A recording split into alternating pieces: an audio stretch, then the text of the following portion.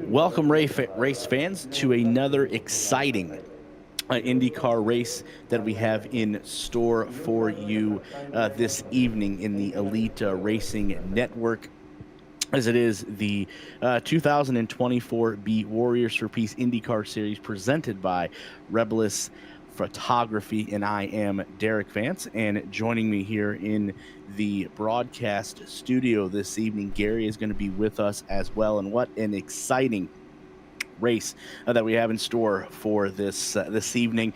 Obviously taking a look at what conspired last week at Homestead in Miami. It was Caleb Bence coming out with the win there last week, and he is obviously your current points leader going into race number 2. Gary, a lot of things happened last week there in Miami. Obviously, Caleb Bence was able to pull this out, but what are you looking for this evening? Well, first of all, we have a packed grid of 31 cars tonight. And I expect, really, it's going to be a lot of follow the leader here at Homestead, or at Motegi. But right up on the front row, because we're jumping right into racing, we do have last week's winner, Caleb Bence, starting P2, as well as two of the victimized Brazilians with the ISP failure from their country in 3 and 4. But the driver that I think we need to watch for tonight, Craig Forsyth in 6. This is really one of his racetracks, but we're getting ready to go. Green cars are on the front stretch.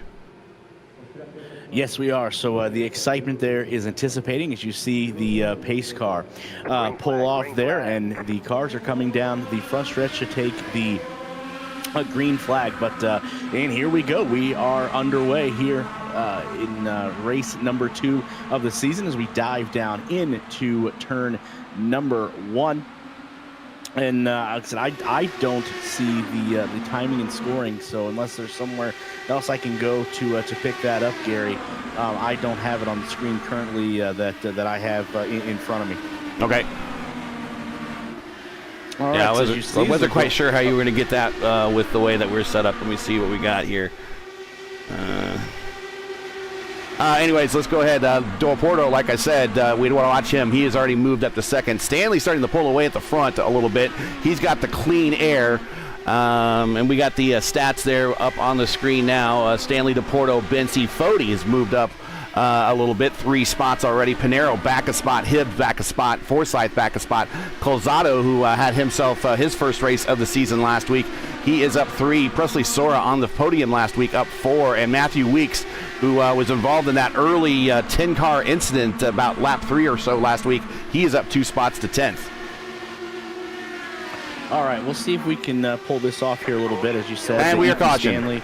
We are cautioned, and I think it is. Yep, I think it is Pahutsky. As again, we are starting to actually starting to flash again. So, okay, again, I think we're having. Let's see what happens here. Pahutsky. We have a number of contacts, people that made contact. Let's look like William White, who actually had a good race last week. Let's take a look at him. What happened to him? Looks like contact by a number of cars. S. Pahutsky, Norgard, White, Tooker, all involved in this one.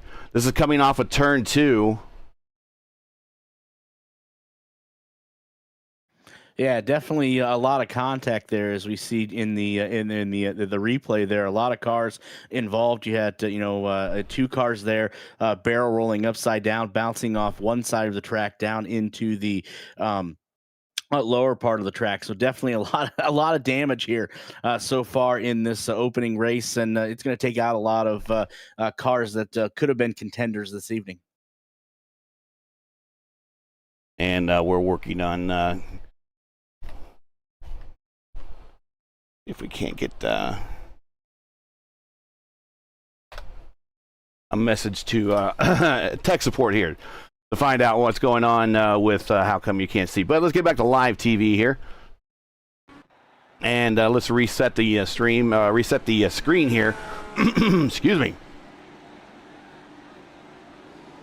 Very non-professional for me today. But there we go. Ethan Stanley is your leader. Del Porto's moved up to 2nd. Caleb Bensi is now 3rd. Foti, Pinero, Hibbs, Forsyth, Presley, Colazzo, and Weeks. And that is your top 10. And I'm not sure if we had anybody...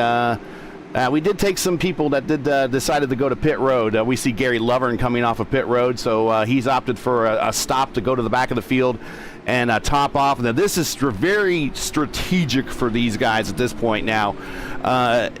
As I was telling another driver-spotter combination earlier in the day, Motegi is one of those racetracks where you can actually have a very low fuel mapping, like a 4, even a 5, and maintain your pace and being competitive. And really, a lot of that boils down to how you get in and out in the 3 and off of 4. And if you go in there and you can save a lot of fuel on your run, so let's say they've already done 4 laps. He's gone in and topped off for another 4 laps worth of fuel. He might be able to turn that into 5 or 6 laps, depending on how much he can save fuel over the course of this run.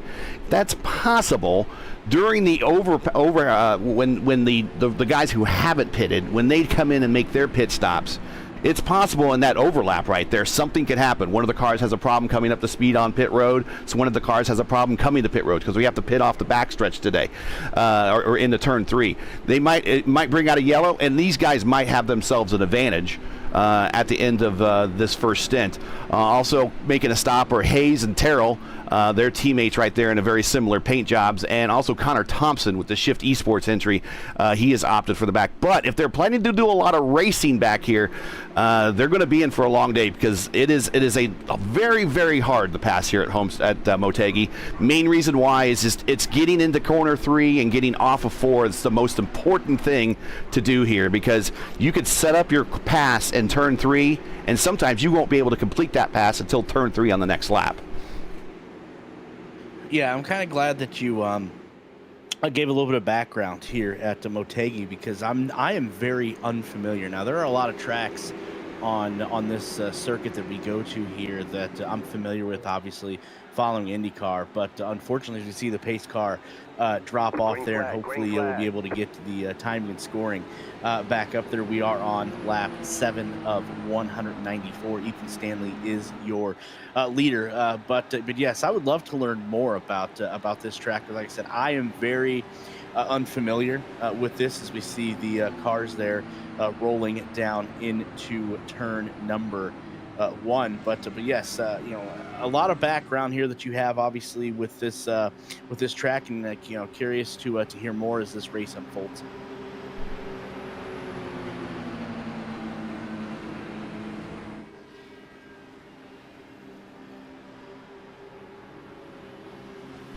Well, we are coming up to green. We, of course, do the unassisted green flag, accompanying the green flag lap here in the ERL. So that means Ethan Stanley has control of the field. Brings them up to speed a little bit faster and a little bit more calmer that way. Brings the at least up to speed green to 90 miles per hour. And then it's about any time off of 4, we will see him go green. And there he goes, get a nice jump off of Del Porto, and he sets sail into 1. And here comes Caleb Bency using this rare opportunity on the restart to the inside of Del Porto, and he gets the spot. Yep, good pass there by Del Porto there. Hopefully he's able to rebound, as you said. Here comes Foti to the inside of Del Porto. Now, Del Porto is going to have a big run on the outside and clean air, and that's definitely going to help him. And see right there, Foti comes in right behind him to get back in the draft. But he had such a good run off of 2, or excuse me, off of 4. Now he has a good run setting up right and going into 1 and 2 now on the inside of Bency. Now, these guys are going to race all the way down the backstretch, nearly side by side. Now they go back in the single file. But Del Porto's going to take a peek to the inside going into 3 and see if he can possibly not quite outbreak him, but get the clean air and get the higher line. Foti wide up to the top right there. He drove that corner, and that's going to give Pinero a shot to the inside. Good racing early here from where we're at here. Ethan Stanley, again, the pole sitter. He has led the first 9 to 10 laps of this race, but obviously a lot of racing there in the backpack. Leader from last week there, Caleb Bency, coming up to position number 2. Del Porto there in 3. He is obviously looking to recover, as you mentioned, from last week. The Brazilian internet outage is, I guess, the downfall there. Hopefully he's able to recover here as we continue racing here from where we're at. And single file, obviously you're going to see a lot of cars starting to get spaced out here a little bit. It's going to be interesting to see what kind of in-car adjustments are made here. So there's just not one dominant car. Ethan Stanley so far as your race leader, but a lot of nose to tail, feeling each other out. But hopefully things will start to pick up here as the race unfolds. Well, let's get some shout-outs to some guys back in the pack. Jordan Owens. I think that's twice I did that to him in the Homestead race. Jordan Owens, who finished on the podium last week at Homestead, up 7 spots, up to 12th. Justin Fortner, 2 cars behind him. He's up 14 spots to 14th. A.J. Hobson up 8 spots in that Dark Horse entry. Actually, he's sporting the old Gallus Racing Arlenter Jr. livery from the early 90s. On the high side, I'm getting passed by Jim Herrick. Chad Frankenfeld, the host with the most, he is up 12 spots from where he started to now 13 spots to 18th. And Tate Lytle is up 11 spots to 19th. Got a car, Josh Osborne on the low side, coming to pit road early. Not sure what he has going on, but this is definitely an unplanned stop. Yeah, it absolutely is. Quite early here in this race on lap 14, coming in. Hopefully it's just routine service and he's able to get back out there before the other pack cars catch him. But yeah, obviously not a scheduled stop here early in the race.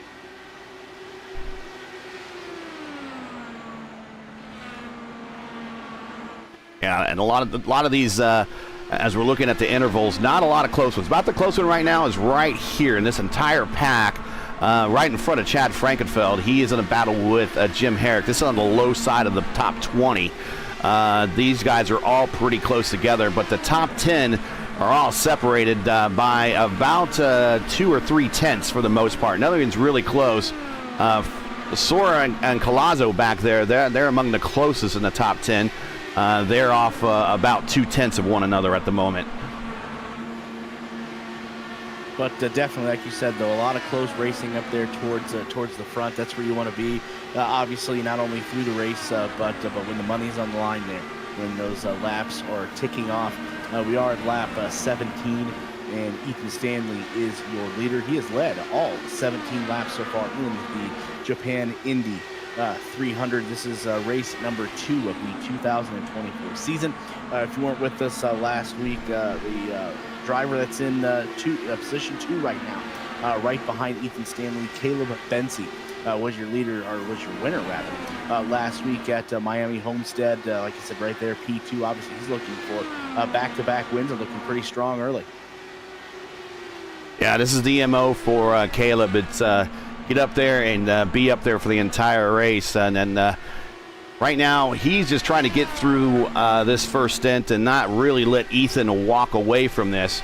The undercut is very powerful here. So as we get to the end of this first stint, we might see some guys actually come in early, throw on those new tires and throw some burners down and see if they can maybe jump a position or two. And the one that I expect to do that is back in 7th, Craig Forsyth. He is the master of the undercut here that I've seen so far. I fully expect to see him maybe make an early stop about a lap or so before everyone else, put some new rubber on that car and put down some burner laps and maybe jump a spot or two, as everyone now is starting to get about a second between them, with the exception of Sora behind Forsyth by about a tenth.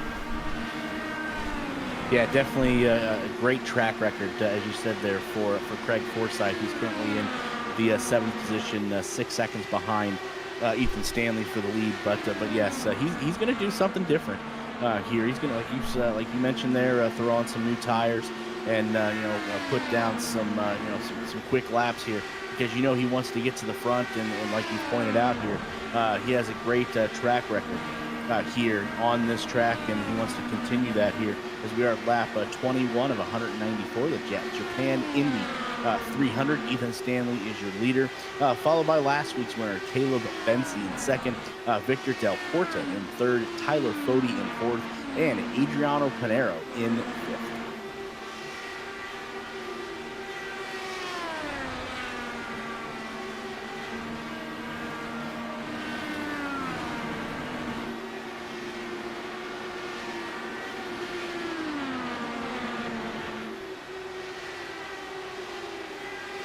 All right, here, back for more.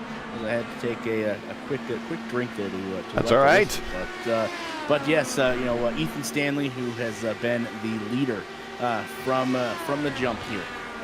He took the pole position here, and he has out to short 1.3, almost 1.4 second lead over last week's winner there, Caleb Benzie. So Ethan Stanley, like I said,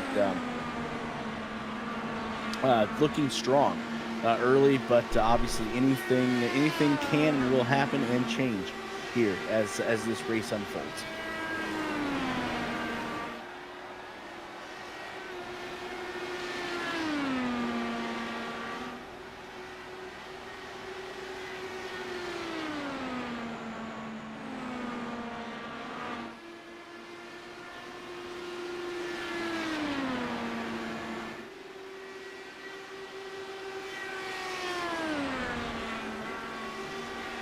All right, let me get to that real quick.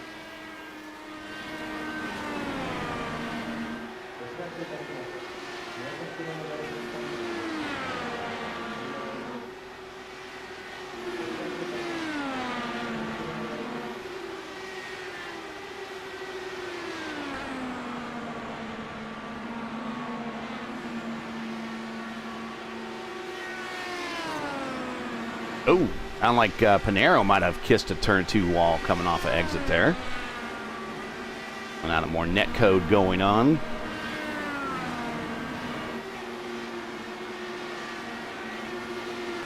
Let's ride with the Brazilian. As you see, he's got pretty much, he is in the draft envelope. just barely of Foti. Actually, now he's out of it, to be honest. He's 1.6 seconds behind. That would put him about a tenth of a second outside of the draft envelope for these cars. So now this car right here of his is working on its own in the clean air. So he's going to get some good rotation, good performance in turns 3 and 4 without the aero wash. But that's the good thing about this. The bad thing about this is he has no benefit of any draft to help him with the mileage of this thing. And that could cause him to maybe get the pit road a little bit earlier than normal. Because he doesn't have the aid of the draft, but everyone's starting to separate now. Stanley has himself a 1.3 second lead over Bensi. Bensi 1.5 over Deporto. Deporto about a 1 second lead over Foti, as Foti is actually reeling him in right now, and Pinero back 1.4 at the moment from Tyler Foti. So right behind him is Gavin Hibbs. Now Gavin Hibbs is in the draft. Here's one of our winners from last year, hitting those bumps in turn 1, which we'll talk about. You want to try to avoid those. They'll disrupt the car, especially on light tanks and hot tires. Down the backstretch, he is in the draft, but he's getting the credit of the draft. There you hear him grabbing 3 gears to get the car to rotate in turns 3 and 4. Now he comes off the 3 and 4, back down the main straight. He's going to hit 5th gear here right at the start-finish line. There it is. And he's going to try to chase down Pinero going into a wide open turns 1 and 2, maybe clicking 6th gear if he gets down the backstretch halfway. See if he gets any type of run. Not sure if he's actually going to get there. There he goes to 6th. And now he's going to grab at least 2 and maybe 3. There he goes, a full 3 gears down to get to rotate through turns 3 and 4. Don't see that a lot in IndyCar racing, at least on these big mile and a half intermediate ovals where you can do 200 miles per hour. You don't really see him grab 3rd gear very often, but they certainly do here at Motegi. Yeah, good smooth ride there as we're riding along there, as you said. Interesting here, just looking. I wonder how much Ethan Stanley and Tyler Foti are going to be working together there. You have one in the lead dog position at P1. Tyler Foti in 4th, both coming from Lake Norman Motorsports. So I'm going to be curious to see how much those two work together, being there in the top 5. Speaking of the top 5, a quick rundown here on lap 30. Ethan Stanley is your race leader, pole sitter as well, followed by Caleb Bensi, Victor Deporta sits there in 3rd place. The aforementioned Tyler Foti in 4th, and Adriano Pinero is in 5th at coming to the line now on lap 31 of 190. Like you said, Ethan Stanley having that 1.3, almost 1.2, 1.3 second lead there over last week's winner, Caleb Bensi. Just looking back in the field a little bit, you have Gavin Hobbs, who you mentioned about a little bit ago, in 6th. Craig Forsyth sits in 7th. Great track record here at Motegi. Sitting in 8th place is Presley Sora. 9th, Hector Collazo, I think is how I haven't been corrected yet. So yeah. Normally I wait till I'm get corrected. And then you have somebody that we haven't talked a whole lot about here. At least I know I haven't. But I'm gonna guess the pronunciation on this, Matthew Weeks. I believe that's how that could be pronounced. And then sneaking up slowly but surely, somebody that has a big track record, not only in IndyCar, but in the Elite Racing Network as well. Jared Rexing sneaking his way up there, sitting currently in 12th. Yeah, battle between, we got Indica Scarlett, a good oval expert, Jared Rexing, and Justin Vandermarl. They're all on a line here. They're all one on top of one another there for a while, but now they're starting to spread up as that arrow push in turns 3 and 4 kind of separates them. Out in front of them is Matthew Weeks and Collazo. Weeks in that P1 entry. I want to thank him for sporting the old sponsor there. Appreciate that. He is running down Hector Collazo at the moment. And Collazo's a whole lane higher, but he's getting a bunch of clean air. Yeah, definitely all those cars that you see up there running that high groove, getting some tread, getting some traction up there. Maybe that'll open up here, later in the race for passing. But yes, it's right now kind of nose to tail following the leader there a little bit. Not anybody taking a risk so far as we're bunched up here a little bit. The lead has ballooned just slightly there for Ethan Stanley. Stanley now weeks to the inside of Colazzo, trying to get his nose in there. Colazzo trying to crowd him to the bottom, knowing there's some bumps there on the entry of 2. Now they're going to be side by side, and really Weeks is in the position to get this pass done in 3 if he can clear him. Nope, he doesn't. Yeah, I see right there, Colazzo there slammed the door on Weeks for that 9th position, but the lead a little bit we were talking about was 1.3 seconds.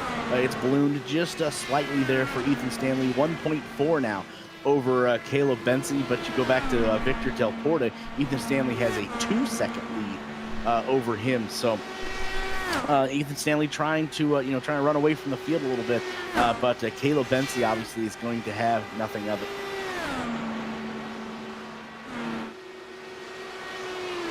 And we didn't, since we jumped in here so late here, we do have the points from last week, but exactly as you would expect from having only one race. Last week winner is your points leader at the moment, followed by Presley Sora and Jordan Owens, Hunter Smith, Ethan Stanley, Indycar Scarlett, Chad Frankenfeld, Vandermaal, Colazzo, and Hayes. That's your top 10. And the rookie standings real quick, and Indycar Scarlett is the leader there, I believe. There she is. Over Colazzo, Hayes, Spath, White, Jim Herrick, Pahutsky, Huckleberry, Lovern, and Osborne. Obviously these will obviously change throughout the season, and you're going to see names that you would not think that you would see obviously down at the bottom. Just going through the point standings, I see sticking out to me Ryan Scholl in 25th. Obviously he's going to get better as the year unfolds. That goes for Jared Rexing as well. Tyler Fody down in 25th as well, and then what you talked about, you alluded to earlier with what happened over there in Brazil. You see Victor Del Porta in 23rd position in points so far, and then Adriano Pinheiro in 19th. So obviously, they're gonna have their work cut out for them as they try to chip away and find themselves back towards the top here when this season is over. Watching Chad Frankenfeld is right now he in the Little Eagle entry, running down the Pro Edge Racing entry of Tate Lytle. The battle for 15th. Each one of these guys up 15 spots to deep in this field. Right in front of them is the DW12 expert from the Dark Horse DW12 series, which we cover on P1 Racing right now. That's my channel. We cover them on Sundays right now. They're in the middle of a summer 500-mile quintuplet of races there. He is currently piloting his IR-18 in a top 15 right now, to 14th spot right there in the Valvoline Gallus Racing livery there. Right in front of him, he is racing Vandermaal pretty tough. This is a battle. Ooh, and Hobson almost in the wall on corner exit. You got to watch the exit there on corner 4. They run out of room really quick. But he is trying to run down Vandermaal. Vandermaal has started in the top 10, but has fallen back a couple 3 positions. And like I said, once you give up space here at Motegi, it is really hard to reclaim it. Yeah, as you're seeing here with this such close racing there, as you just mentioned, you really have to be alert because you may think you have a spot, but somebody's going to try to undertake you or pass you down low. So you definitely have to be aware. Obviously, still on lap, but we're closing in here on lap 45. Ethan Stanley still is your race leader, followed by Caleb Benson in second, Victor Del Porta in third, Tyler Fody in fourth, and Adriano Pinheiro in fifth. We are on lap, like I said, 45 of 94. 194. That's right. I wasn't on the. We had to go to a little bit of old school timing and scoring here for me in this side of the booth. Yeah, we are on lap 46 of 194 here at the Japan Indy 300. Definitely, like I said earlier, a new track for me here in Motegi. Never been here before. Interesting layout. Definitely a lot of room. That's the one thing I've noticed here. There is a lot of track space to run these Indy cars on, and it kind of reminds me a lot of maybe when the Indy cars go to Iowa, where you have you have those two separate grooves. You have that low line and that high line that the Indy cars absolutely love to run on, and that's what this reminds me of a little bit. Obviously, it seems like Motegi is just a little bit bigger lengthwise, but there's so much track space here, Gary, and I know you alluded to that earlier. Yeah, this is, and there we see Hobson and then Vandermaal still in a battle there. And we saw a couple cars back. Not sure who that was. Tate Lytle, possibly? No, that might have been Trey Holmes. Someone got really close to the wall on corner exit, almost brought out a caution by smacking out. But changing their sponsor from whatever they're carrying to a demolitions company because they want to knock down that turn 4 wall. But yeah, this is let's call it a bigger, faster version of a Gateway, really what it is. The ends are kind of different. They're opposite. The tight end of Gateway is 1 and 2, while the kind of more wide open end is 3 and 4. The wide open in here is 1 and 2. The tight ends at 3 and 4. It's shaped in a similar vein to that. Also, Darlington, throw that in there. But it's got a really big turn 1, very, and it's a banked and wide turn 1. Let's go ahead and ride along with. Let's watch Frankenfeld. He's really been he's in a battle right now, but he's been really the one moving through the field here. But we'll get a good idea about the layout of this track. Just running with him side by side going into 3. So 3 is fairly flat. There was a car on the apron already coming to pit road. Not sure who that is. Oh, that is Matthew Weeks. So that might be an early pit stop for him. We'll bring up timing and scoring here in just a second. But we'd like to see him going. We see Frankenfeld. Look how wide it is in 1 and 2 here. Now, right here, a couple bumps. A lot of cars try to go over them. Sometimes they go through them. Going over them, you're going to be faster. Going through them does give you the better position on the bottom. But depending on the condition of your car, hot tires, light tanks, that type of thing, maybe too much weight jacker, you could loosen the car up and hitting those bumps. But there you see, this is the tight end of the racetrack. Again, exiting, accelerating hard down the front stretch, grabbing 5th gear at the start-finish line. Starting high, diving into 1, going down to the apron. Here you go. Here's the bumps. There you go. Here's another set of bumps right there. Here's the corner exit. Nice wide exit. Lots of room down the back stretch. You can go 3, 4 wide if you need to. But then it kind of narrows up a little bit here in terms of racing grooves in turns 3 and 4. There's really only 2 grooves, a low and a high. And down the front stretch. And I think we got some takers on pit road there, Derek. Yeah, it definitely looks like we're coming up to our first round of pit stops. And just taking a look here is some of these cars coming down. Here's Forsyth. Pit road, and it looks like Forsyth's going to be one. Caleb Bensey is going to be another one. But just look again, going back to timing and scoring, huge props so far to Chad Frankenfeld, who is now up from the start of the race 22 spots, followed by Tate Lytle, who is up 21 spots. So a lot of jumps here so far, as we see a lot of moving and shaking going on here on pit road and on timing and scoring. And this is where we're going to see Stanley's in now. He probably saw the leaders come in. He wants to get in there quick. Del Porto's in.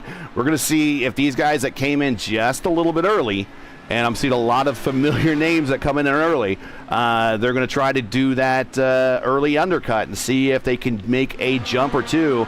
And one of the ones you want to watch is Matthew Weeks. He was one of the first. We'll see how he cycles back through all this. And the other one is probably one of the best at this is Craig Forsyth. And there is Craig coming up to speed right now. Yeah, I think you're absolutely right. Those are definitely two drivers and two machines to keep your eye on here, as we are at lap 55 of 194. New leader, Adriano Pinero, as we coming to pit road. Shuffle a pit. As he is shuffling to pit road, but currently Adriano Pinero is your leader, followed by the Tate Lytle. Justin Mandarell is 3rd. Trey Holmes is 4th. Kevin Hayes. So some new leaders up there. Obviously, they have not pitted yet, but they will here soon. Hayes is going to stay out. Now, remember, these guys that are going to stay out, Hayes, Lovern, Thompson, Terrell, they all stopped on lap 4. Remember, I told you they would go long?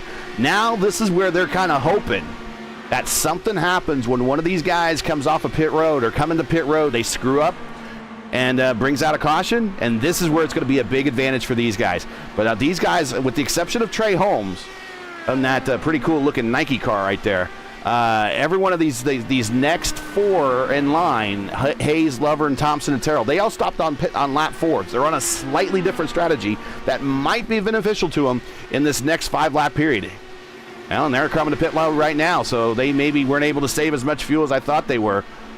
Thompson has. Terrell has. Yeah, I see. You see some of the big movers, obviously so far, but that's just because they obviously have not come down to get service. But one you mentioned, and you mentioned this in the pre-race show as well. The gentleman that has a track record here, Craig Forsyth, he is now lurking in that number 10 position in lap 57. So he's slowly making his way up there to be a force to be reckoned with here shortly. Stanley's going to pick back up the lead here once he gets around Terrell, who is still on the racetrack. He saved quite a bit. Right now he's in the draft.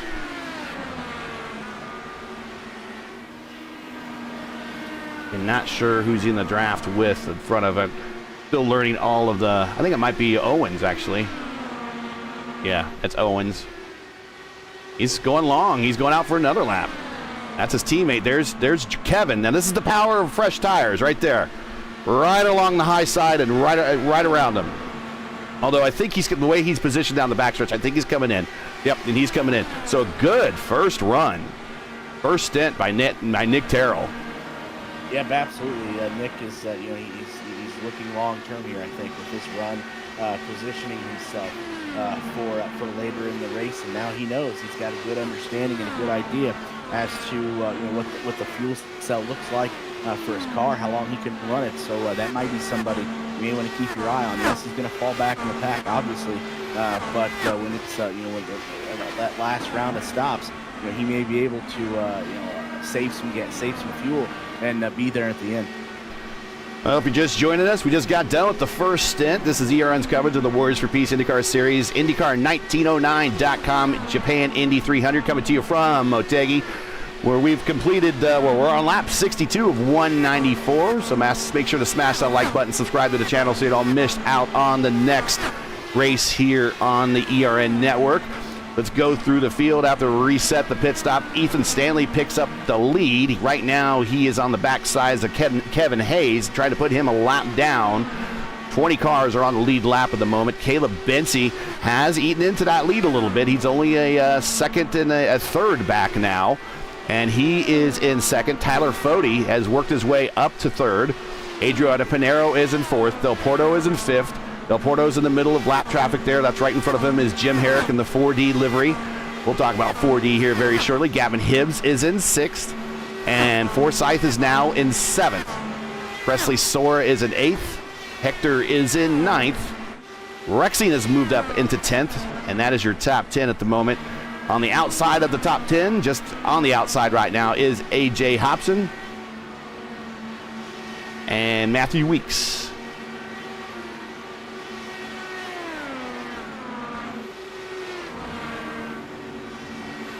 Definitely a lot of movers and shakers here as we get out of this first round of stops. You see Chad Frankenfield up to P13. He is up 18 spots since the green flag dropped. A.J. Hobson of Dark Horse Racing is up 14 spots. He is currently P11.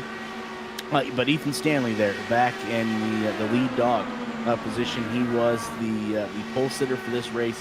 He did shuffle back a little bit, obviously due to pitting and getting a little bit of service. But now he has found his way back in that lead dog position. Following him, as it has been for the majority of the race, is Caleb Bency, followed by Tyler Fode, Adriano Pinero, and rounding out the top five is his Brazilian native countryman. Neighbor, maybe countryman. There you go, Victor Del Porto. Yeah, while we got the leader's car on the screen, it's probably a good idea to We'll mention their sponsor, Blue Egg Marketing. Rev up your business with Blue Egg, your marketing pit crew. Turbocharge your lead generation with experienced drivers that can navigate the complex track to connecting with your customers. With Blue Egg, you're always on the pole position, leading your brand towards victory. Don't spin your wheels. Accelerate success with Blue Egg, fueling small businesses to win big. To learn more about Blue Egg, click on their link in the description. Another sponsor. Go right ahead. A huge thank you to all of the sponsors here that make it possible for us to bring you such great coverage on the Elite Racing Network. A huge thank you goes out, like I said, to all of those sponsors. Each and every one of them, race in and race out. Yeah, here's another one currently in 7th spot, riding along on the 4D Racewear livery there of currently Craig Forsyth in 7th, like I've said. 4D Racewear, makers of the ultimate sim racing shoes and custom apparel designed for sim racers by sim racers. 4D sim racing shoes are custom engineered to connect the racers to their pedals in a way that no other shoe can, providing comfort needed for those IndyCar Triple Crown 500-mile races and beyond. Visit 4dracewear.com and check out the original racing gloves for your feet. That's 4D Racewear. The link is in the description. Yeah, definitely a huge thank you to them for everything that they do here on the channel. And you know, if you are in sim and you're looking for a good pair of racing shoes, definitely go check them out. Oh, I think we had we almost had a moment in turn 1. I think that might have been Josh Osborne. Got loose, had the roll out of it, and it happened right in front of Tyler Fode. Fode gets around it, but moment averted. Yeah, definitely could have been a backside tighten-up moment there for Tyler Fode, who is currently sitting in that 3rd position. He's trying to run down Ethan Stanley and Caleb Bensley. That could have definitely ruined his night, but Tyler Fode, like you said, was able to elude it, and he continues on. Wow, look at this line that Gavin Hibbs is running through 1 and 2. It's like the stock car race to him right now. He's way up in the high line.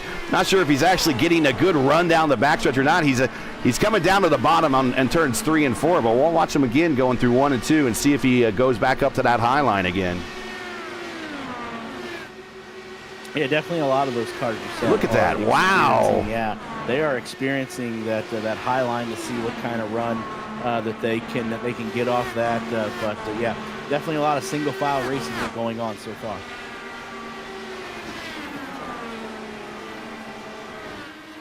Oh, Huck, getting loose. He grabbed the apron a little bit, had to roll out of it. That happened right in front of Hibbs. Let's Hibbs on by. Another pucker factor 1 moment. Hibbs survives. He's currently 6th.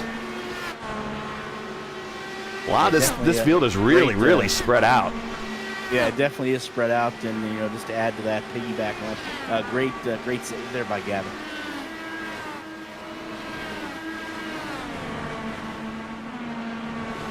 And this kind of comes back to what I was saying earlier. When you could just the way, the nature of this track, everyone is going to be full out, 100% throttle through turns 1 and 2. And unless you're in the draft, you're not getting really a run on anybody through 1 and 2. Down the backstretch, this is where you get a little bit of a run, but you need to stay in it. And then everybody either has to brake or roll out of it to allow the downforce to slow the car down in turns 3 and 4. And this is where they need to start their run back up in order to get this pass completed on the car in front of them. But if they can't get a good run for whatever reason, maybe because of the aero push, anything, mainly it is because of the aero push, aero wash in turns 3 and 4. But you could be on engine map 4 or 5, which is the lowest race and most economizing settings for your engine in these cars, and you could very easily hold off these cars and not really lose touch with the cars in front of you. But in the meantime, you're saving a bunch of gas, and you're still able to keep the guys behind you at bay just because you're able to control them with your air of your wash from your car. You bring up some great points there, and it's kind of curious to know, and I don't know if we'll ever know, how many of those drivers in the back there that that they're trying to hit on the right strategy. to find themselves at the front when the money's on the line. How many of those guys know exactly what they're doing here with fuel mapping and saving fuel and things like that? It remains to be seen, but it's going to be interesting to see if some of those guys that have been in the back for the majority of the race, do go off strategy a little bit as we're getting close to the end, and to see if that pays off for them or not, that gamble. Right along with our points leader, last week's winner, Caleb Bency. Going down the third gear, more of a direct entry into 3. Doesn't dive it in, just kind of points it to the entry and brings the car down to the apron. Having 4th gear. He's going to 5th a little bit later, probably entry into 1. There it is. Yep, 5th gear and entry into 1. Dropping a gear in turns 1 and 2. Don't see that very often, so maybe he's working on something there. Down the backstretch in 5th gear. I'm not sure if he'll touch 6th or not. I'm going to leave it there. Shifts down to 3rd. More of a direct entry again. He is currently 1.7 seconds. 1.27 behind our leader. Leader's in traffic. That might be able to allow him to sneak up a little bit here. What would be the odds here? Just looking at the top 3 as they sit with Ethan Stanley, Caleb Bency, and Tyler Fody. I touched on earlier with Stanley and Fody being from the same team there, Lake Norman Motorsports. What would be, obviously it'd be great for Ethan if Tyler can get around Bency and they can be 1-2, because they could definitely get hooked in here and just run away from the field for the most part. Yeah, they could, but this is not really a draft tandem track where you can actually kind of do that type of thing. They might be able to work with each other just to maybe help economize a little bit. And Caleb is getting into this lead. It's now less than a second because Stanley cannot get around. I think this is Owens. Yeah, Owens right in front of him. This is the last car in the lead lap. Owens is not really going to want to back out for him. Owens absolutely wants to stay on the lead lap here. You go down a lap, that is not really good here. It's tough to get that lap back. Now it's now 7 tenths. Here he comes. Yeah, definitely noticing what that dirty air and that lap and that traffic is doing to Ethan Stanley. It's obviously hurting him now as Caleb Bency slowly but surely catching him. Let's take a look at those pit strategies. Stanley, there we see his, and Bency, Bodie, Pinero, Del Porto. Pinero went the longest. Forsyth, as you see, one of the shortest.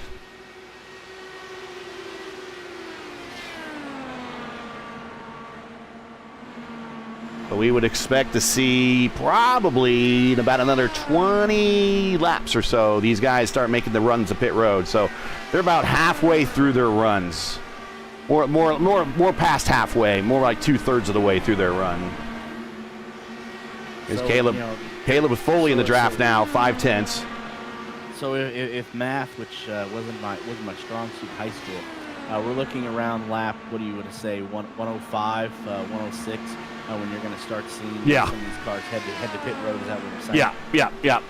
So, it could be a little bit later, but I would say that would be the earliest. Of course, we did have about a handful of laps of caution to start the race off. And now we've been clean and green since then. So, 56 laps for Pinero on that first run. He did. The guys that stopped early, I'm trying to find out one of them, they went 57 laps. So, I think we're looking right around 104, 105, 106, and anywhere between 100 and 110, depending on who wants to go a short stop to try to do the overcut. And great segue here. We were talking about undercuts and racer to keep your eye on. Slowly but surely, just lying in the weeds, just climbing one rung at a time. Craig Forsyth there now in the top 10 in 9th on lap 87. Yep, he's joined there by A.J. Hobson from the Dark Horse squad.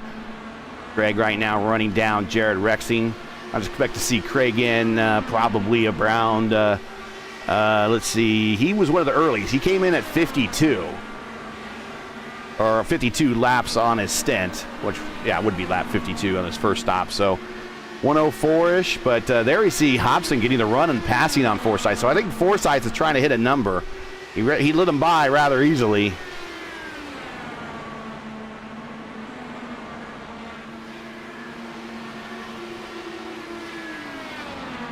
Yeah, he absolutely did. So, kind of curious what's going on in the mind of Craig Forsyth as he does go back down one spot to 10th.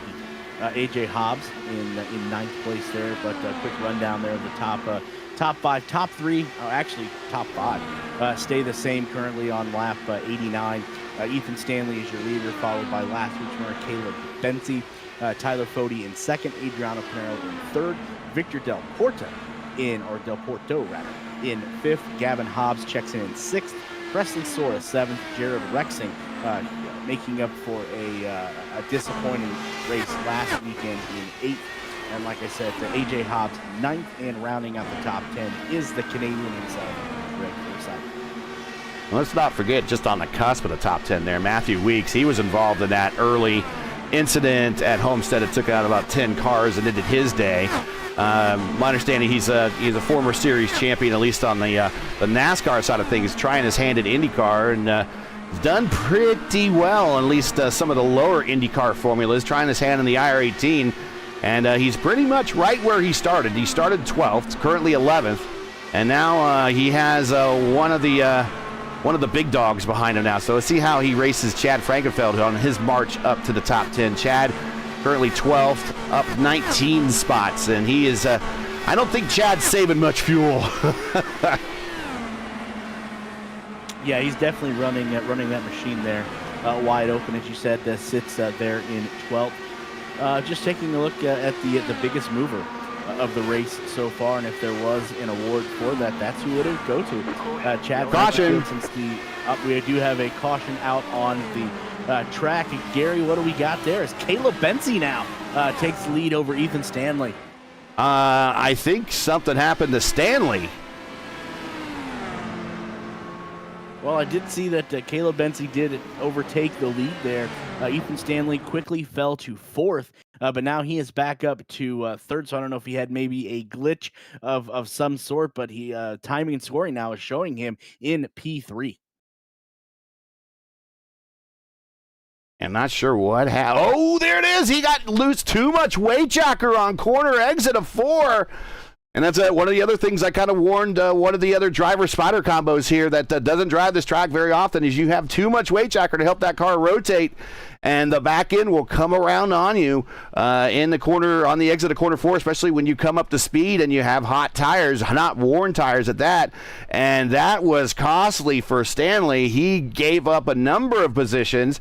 He is now back to, well, the caution came out, so he's going to be classified in third.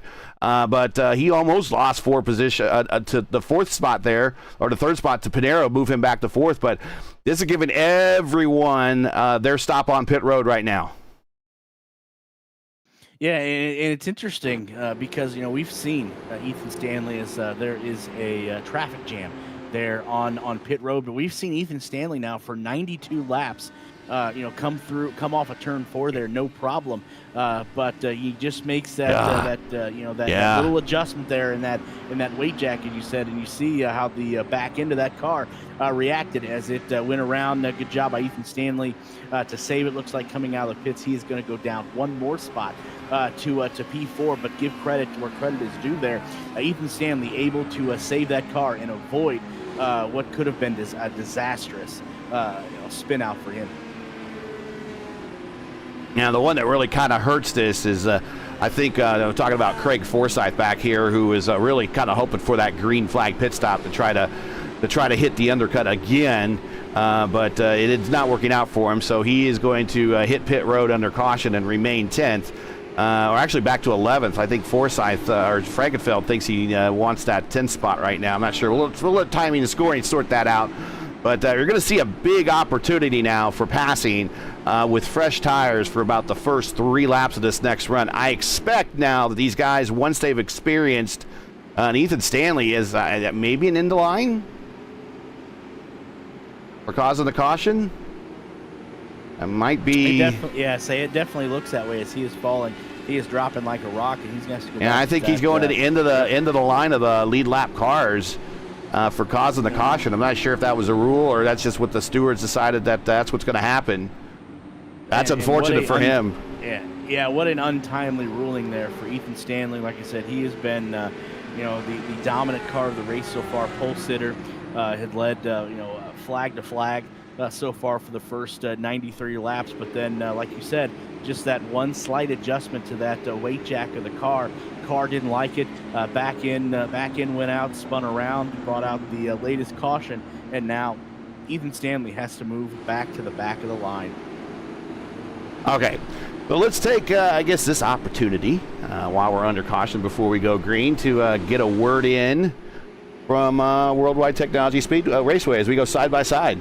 We'll be right back. Bommarito Automotive Group 500 at Worldwide Technology Raceway. It's not just a race, it's a spectacle. Friday, August 16th and Saturday, August 17th. The race everyone talks about. The Bommarito Automotive Group 500. Only at Worldwide Technology Raceway. Go to www.traceway.com now because the first deal is the best deal. Brought to you in part by the Illinois Office of Tourism and Discover Downstate Illinois.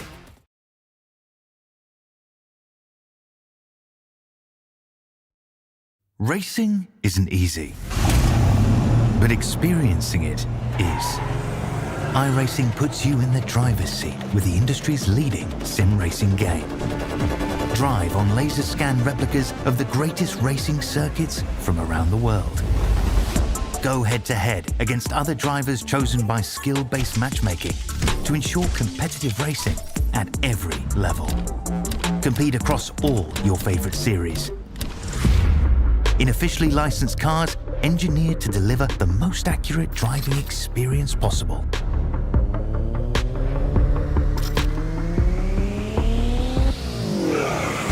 Join a race or host your own with players from across the globe. Race against the computer or in a league with friends. Feel the thrill behind the wheel.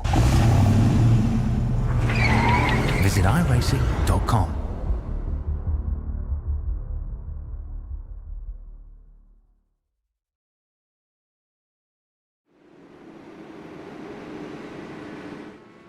And we're back, and we're getting ready to go green. This is the up the speed lap here as the pace car pulls off and turns the field over to Caleb Bency, your leader now. Bodie is second, up 5 spots. Pinero third, up 1 spot. Del Porto fourth, down 1. Del Porto does race here very well, though. There's only been 1 ERL race here in history. That was one back in the, ran back in the 2020. Let's see, 2020B season, I believe. Yeah, 2020B season. That was won by Henry Bennett, but Vector Del Porto finished second in that race. So we know he has a good finishing average here.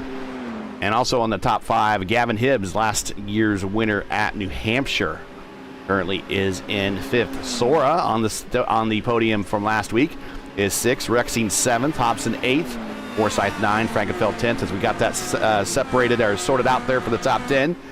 As Caleb is itching to get up to speed here.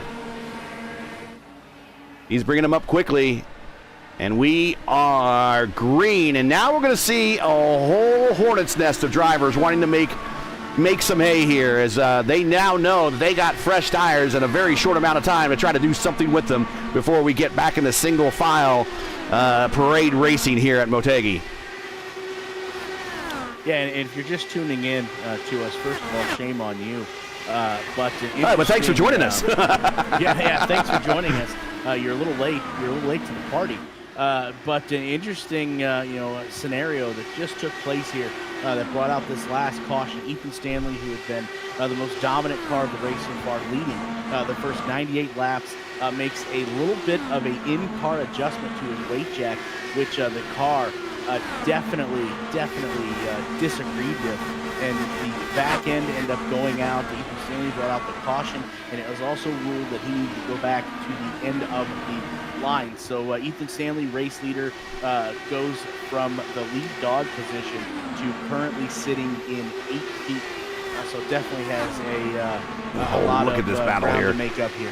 This battle between Sora and Hibbs. Sora's just trying to dive under him and try to get a better exit, and it's just not working for him. Look at all that turbulence on the backstretch. Indycar Scarlet Weeks side by side going into 3.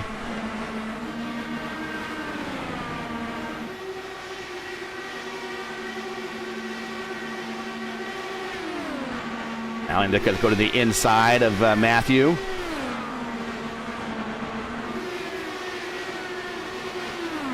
And looks like she's going to get clear, man. Not quite. Would have been, if she tried to get up front of him there, it would have been the old Brazilian clear. I'm sure Matthew would not have liked that. Matthew hanging tough on the high side. Look at this run he gets coming off the corner. He might be able to clear her back on exit. No. She's going to keep a wing there. No, now she tucks back in, and yeah, that big run on the high side. Well, in front of him, there's Lytle on the high side, and we got a battle side by side also with Forsyth and Frankenfeld. There's a battle of some guys with a lot of IndyCar starts. Definitely, things are starting to pick up here as we are over 100 laps, currently sitting at lap 101. We're going to 194, so definitely things starting to pick up a little bit. Pit stops we've just seen, so we're probably looking at another 30 to 40 laps, give or take, before we pit. So we're probably going to see maybe more, 2 more stop race before it's all said and done. Here comes Lytle to the inside of Forsyth. Tonight's race sponsorship sponsored by Indycar1909.com. Indycar1909 is a website dedicated to the latest IndyCar news, sim racing, historical retrospective pieces, and the home to the Turn 4 podcast. Visit them today at Indycar1909.com. Like them on Facebook, follow them on X and Instagram, and subscribe to their channel on YouTube. Indycar1909.com. IndyCar past, present, and future links are in the description. That battle back to Weeks and Scarlett again. They are just battling out like it's the last lap. Problem is, Scarlett's going to give out those tires from Scarlett's car are going to give out on the low side a lot quicker than Weeks on the high side. She's going to take a run on the high side now through 1 and 2. Get a good run down the backstretch. Hopefully, Weeks doesn't bog down his car too much on the low side there, hitting those bumps. Look at all that turbulence! Wow.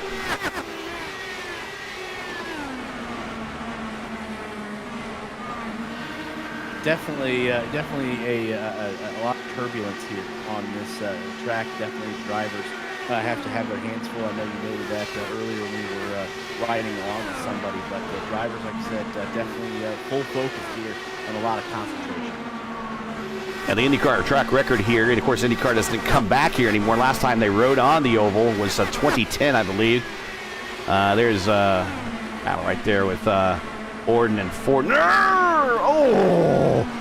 Owens and Fortner almost making contact. In fact, they might. Oh!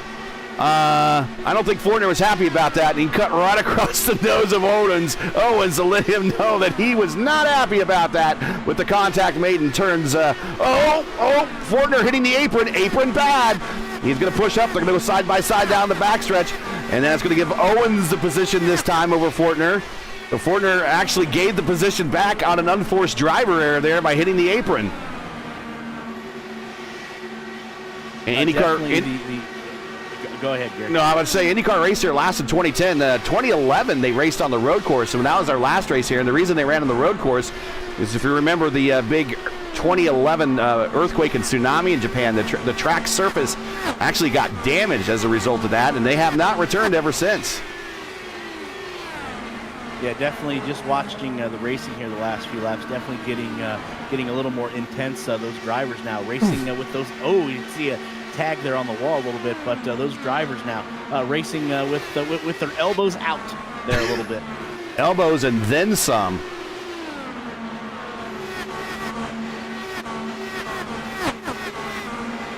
Yeah, the track record is mentioned in the pre-race graphics there.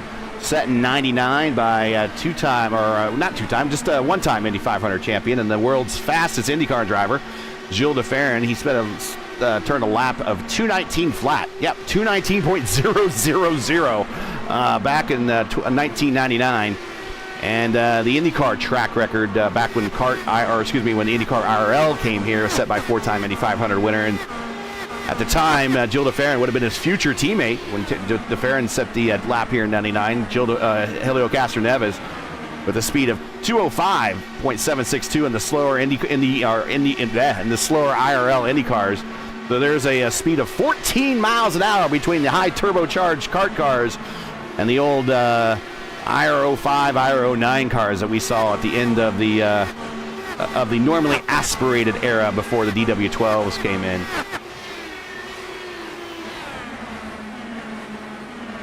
Oh, contact! There it is! Owens and Stanley! Oh! Stanley trying to bring it up to speed! Now he has angry tires, and now he's angry himself.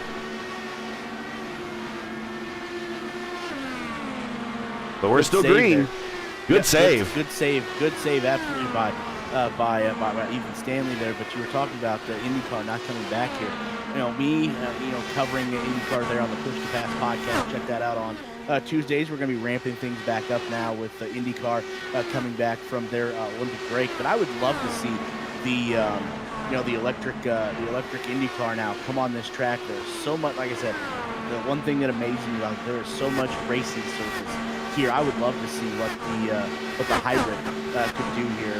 So hopefully maybe IndyCar can cut down on one of the road courses and come back to this track. I would love to see what that car could do now with more safety features than ever. Of course, this track very important to Honda. Back when Honda raced, they're still in the series. Of course, Toyota raced here as well. Side by side now, watching the battle between Hibbs and Lytle. This is for 8th. Yep, Hibbs. Excuse me.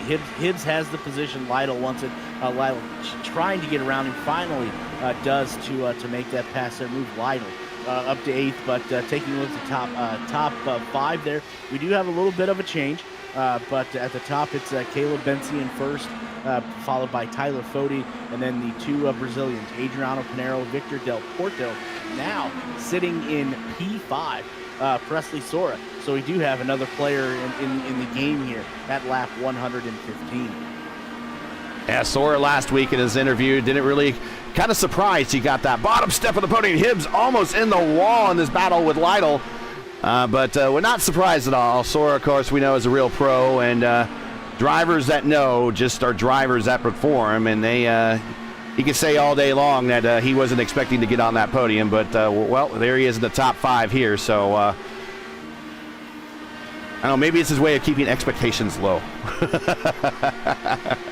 Yeah, definitely a humbling guy to interview, to say the least.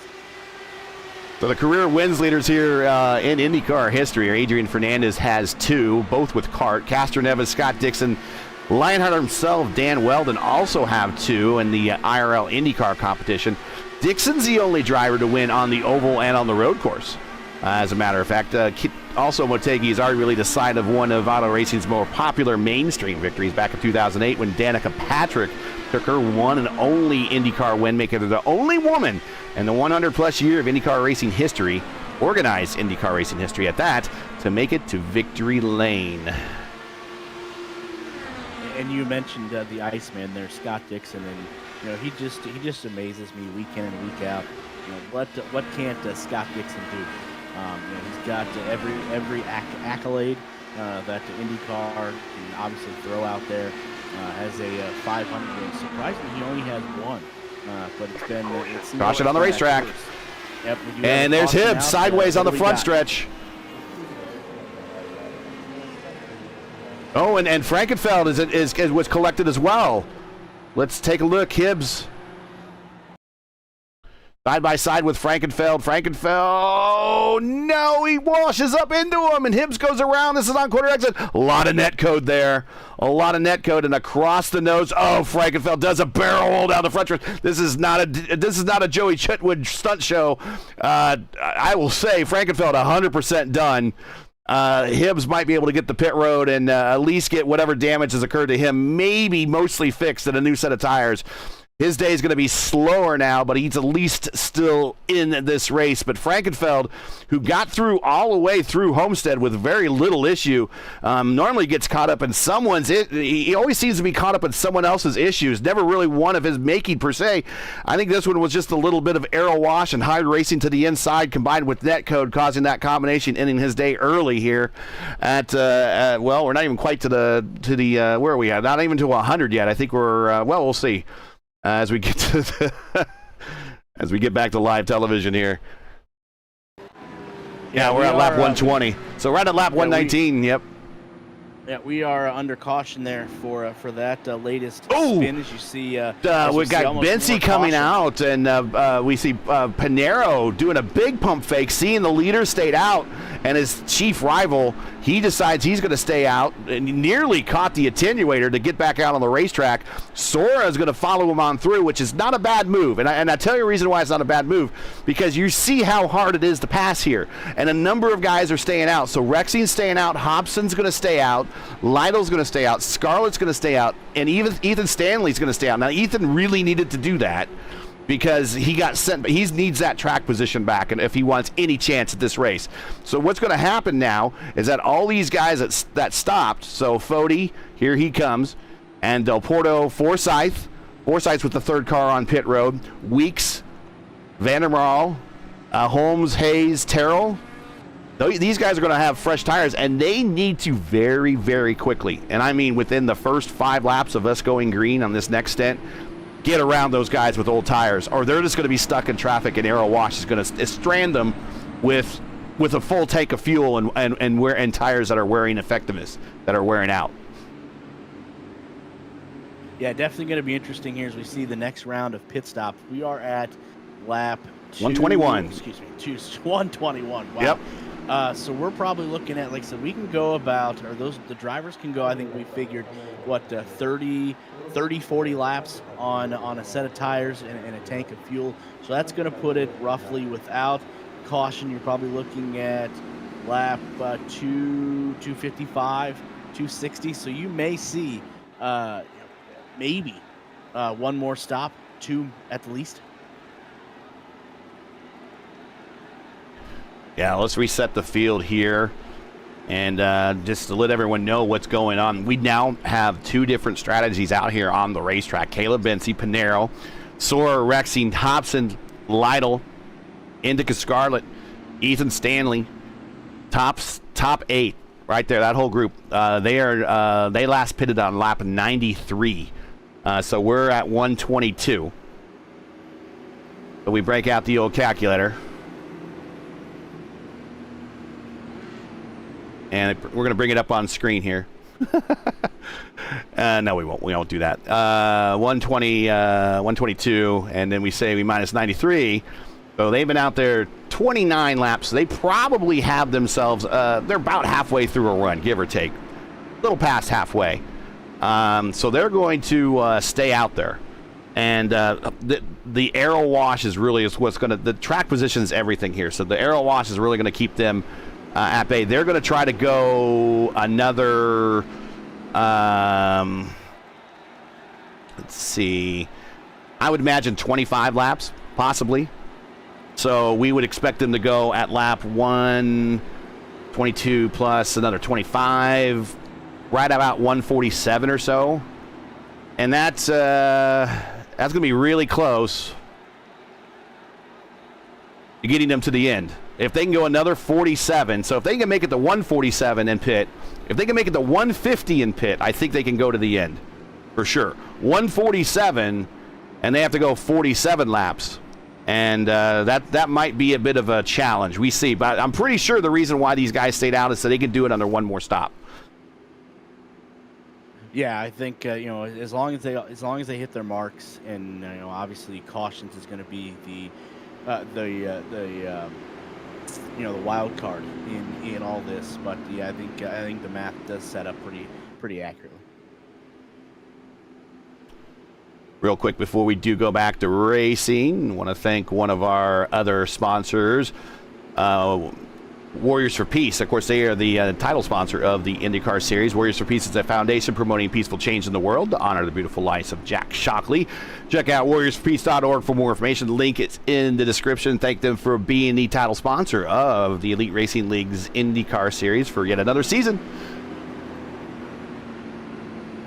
Yeah, definitely huge thank you to them. If it's not for them and all of the other sponsors of this elite racing league, we wouldn't be able to do what we do on a week in and week out basis.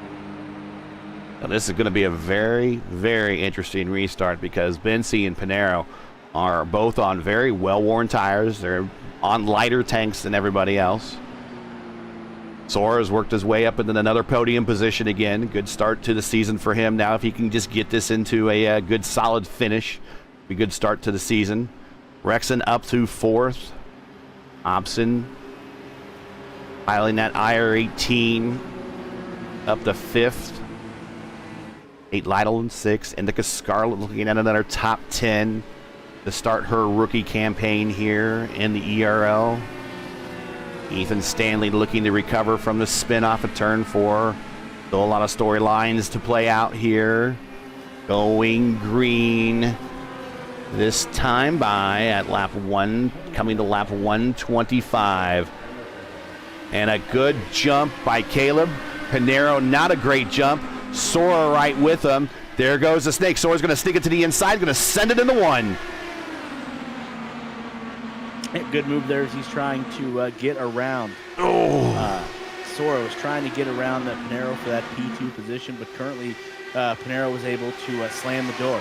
But Sora just not going to finish trying to get that position yet as Caleb Benson there jumps out a little bit behind Adriano Pinero. Sora still trying to battle for 3rd. Hobson up to 5th now, getting around Lytle. Hobson right on, he is right down on that white line. You can't get any lower on that white line. All right, so the first of those that stopped, Del Porto, he has moved around Fody. He's the first to stop at 120. He has not moved up in the field. Look at this. They're all stuck back there. They need to do this in the next couple of laps. He might get Scarlett, but there's so much traffic in front of him that he needs, whatever lane he picks, there's ultimately going to be a car in front of him. As Scarlett goes on the high side around Lytle, she's going to get a big run down the backstretch, probably get that position. Yes, she's clear. Now she's going to move to the inside of Ethan Stanley. Can she outbrake into 3 and 4? Moving up. Oh, that was so close in the middle of the corner. So tight side by side off the turn 4. Del Porto, we're going to 3 right down the front stretch. Lytle, Del Porto, and Fody. Wow. See, none of them have made up any room. They're still stuck back there in 9th. I told you that they needed to move quickly. Yeah, definitely the racing is getting a little bit more edgier there as we close in on 194 laps of this Japan Indy. 300 lap 129. Caleb Benson in 1st, Adriano Pinero 2nd. Wesley Sora, you see the battle there. He is in for 3rd. No, there's net code. There's net code. Lytle, hold on. That was net code between him and Del Porto. That caused Del Porto to have to check up, and that allowed Forsyth on by. So Forsyth is now the second car in that lead and that lead second strategy. Fody is the first car. There he is in the red car right there in the middle of your screen. He is currently 8th. Forsyth is 9th. Those are the first 2 cars on that second strategy who pitted at lap 120. The leaders are on the primary strategy. They are at lap 93. They chose not to stop at the last caution. And Caleb's pulled himself out to about a 0.7 of a second lead. Yeah, while all this is going on in the back pack, you got to think Caleb Benson is definitely loving what he's seeing in that rear view mirror. Okay, Fody getting around Scarlett. Now he's on the low side of Ethan Stanley. That's his teammate. Remember, rule 1 of racing your teammate is don't wreck your teammate. Rule 2 is see rule 1. That's how important those rules are for racing your teammate. So they're going to give each other a lot of room. Meantime, as they're playing it safe, they're letting the car in front of them kind of pull away a little bit. They don't want to do that too much. Either make the pass happen, work it out between yourselves, or get back in line. Yeah, definitely. You can't forget in those team meetings there before the race, you go over team rules. Very simple, as you said. Simple. It's kind of reminds me of the old Fight Club. What's the first rule of Fight Club? Don't talk about it. Fight Club. Absolutely, and it's kind of the same way there. As when you don't wreck your teammate, or vice versa. There, as you see again, Tyler Fody and Ethan Stanley, 6th and 7th. Respectively for Lake Norman Motorsports, trying to make their way back up to the front where they were earlier in the race. But right now, it is all Caleb Vance, last week's winner, trying to go back-to-back, as he still has about, we're at lap 133, so he's got about 61, give or take, laps to do that. But what a drive this evening so far, lap 134 for the race leader, Caleb Vance. Yeah, 3 career wins. I did not count him for one of his career wins here in the ERL last week. He won his very first race in, I think, the 2021 season. He won one at Long Beach.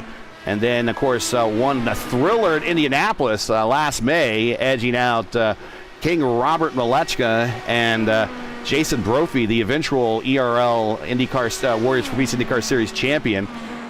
He edged him out by 0.0004 of a second for that win at Indianapolis for his second career ERL win. Of course, his third career win was last week.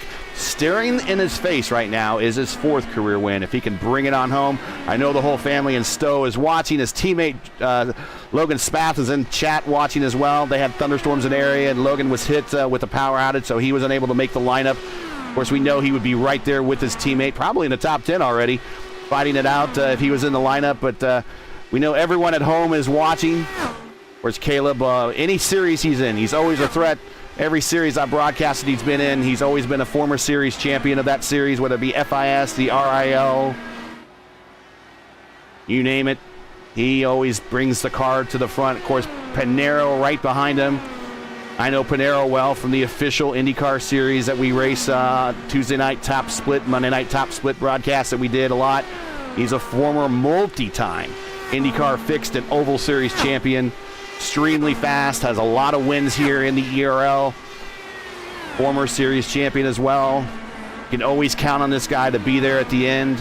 Finished 4th at Indianapolis during the 500. Presley Sora right there in 3rd, looking for another podium to start the season off. Finished last week on the podium, trying to get another podium this week. Jared Rexing, and by far the number of races that I broadcasted here in the series, he is looking at his best finish since I've been broadcasting here. He's currently in 4th. Good run for him. AJ Hobson. I know AJ Hobson's fast no matter what he's in, whether it be DW12, IR18. Again, looking fast here again today in the ERL. P5, up 20 spots. He's your biggest gainer of the race right now.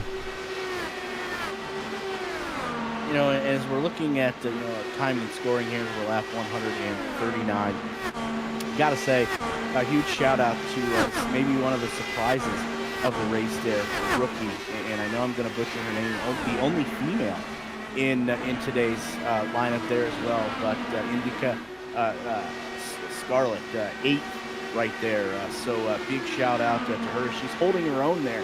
Like I said, the only female in the race today, holding her own right there in position 8. Yeah, Indica's a real oval expert. She won the FIS, the Formula Indy Series, Indy 300 for her first win in that series after, I think, 50 starts of no wins, and was for a while there not looking like she was going to get one, and she beat out some big-time players in the FIS Indy 300 in May for a very popular win there. Got me my start in broadcasting, one of the folks that helped me in my start of broadcasting. So owe a lot to this person, but she's doing awesome here. P8. You're the points leader for the rookie title right now, and as it looks, I mean, there's not another rookie remotely close to her on the racetrack. The next nearest closest rookie is Matthew Weeks, back in 16th there. Yeah, especially if she's going to can finish consistently, like she did, last weekend, sitting right there in the top 10 as well, she'll run away with that title in no time. But again, a lot of race left here on lap 142, but definitely, huge props so far as she's holding her own there in P8. Just one thing I mentioned about this racetrack, it's reminds me a lot of Gateway, right? Of course, we're going to finish the season at Gateway in December, where we'll decide the championship. Also, Worldwide Technology Raceway is also one of the platinum premier sponsors here of the ERL. Of course, you know it as a motorsports racing facility in Madison, Illinois, just east of St. Louis. It's really close to the Gateway Arch. It features a 1.25-mile oval that hosts the NASCAR Cup Series, Craftsman Truck Series, and the NTT Indycar Series. In fact, the NTT Indycar Series here in just a couple of weeks. It also has a 2-mile road course, infield road course, used by Trans Am, SCCA, and the Porsche Club of America, and a quarter-mile NHRA sanctioned drag strip that hosts the annual NHRA Camping World Drag Racing Series Midwest Nationals. That's always a mouthful to say. And also another racetrack in the infield, if you don't get a chance to watch from an aerial view, they have the Kartplex, which is a state-of-the-art karting facility. So they are one of our platinum sponsors. Want to thank them a lot. To learn more about Worldwide Technology Raceway or to buy tickets for one of their upcoming marquee events, visit their website. The link is in the description. And should be mentioned, I always like saying it, Gateway and or Worldwide Technology Raceway is the only track in North America that hosts the Cup Series, the IndyCar Series, and NHRA. Yeah, definitely things are definitely going to pick up, as you mentioned there, especially in the NTT IndyCar Series. They're going to be ramping things back up here, I believe, next weekend. There at the Worldwide Technology Raceway Racing Saturday night. Definitely love to see the Indy cars under the lights. I've made that over abundantly clear a lot of times there on the Push to Pass podcast. Tate Lytle in the pit on Tuesday nights. We do see Tate Lytle coming to the pits. Coming to pit road, lap 147, and he really struggled in that stint. And he got knocked around a little bit, and he's just gonna let's get these new tires on. And this is a push to the end for him. Let's see if he can get there. That 194 is a total. We're at 148. So he needs to do 46 laps on this stint. Doable. It absolutely is. But again, though, as I mentioned, the one wild card in all of this is what's going to happen with the cautions. So that is the one wild card in all of this. Ethan Stanley also stopped at 145.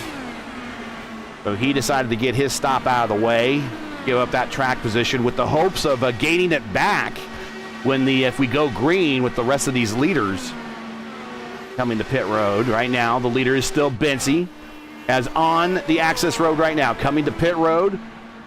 Get down to the stop. There we go. Slow down. Get on the button. And now it's 45 miles an hour all the way down pit road for Caleb Bensey. It is that slow after coming off the race course at high speeds of 217 miles an hour down the 45. And he's in that second pit stall there. He's going to nail it. And they're going to go right to work on that car. New set of tires all the way around. They can change a set of tires on these Indy cars in about 5 seconds. The longest part is actually filling that tank, as it's a gravity-fed fuel tank. And there he goes. He's down and away. His stop, maybe his final stop of the day. He's down and away. Pinero is now your leader, followed by Rexing and Foti. But they are due for service any lap now as well. And we know Pinero likes to go long. How much longer does he want to go? Because with the fresh tires that Caleb's going to have on his car, he's going to be putting down some big laps.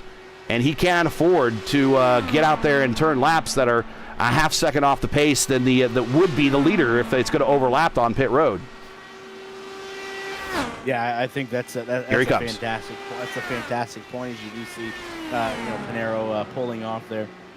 He's going to get his potential last stop, so that's going to flip the lead over to Tyler Foti. But you know what? That's something else I noticed. A lot of guys tonight, drivers, have had to hit those brakes, lock those brakes up right before they get to pit road. I don't know if it's just coming up too fast on them or what, but a lot of guys this evening have tried not to Scott Dixon it, so to say, when they come into you like what I did there?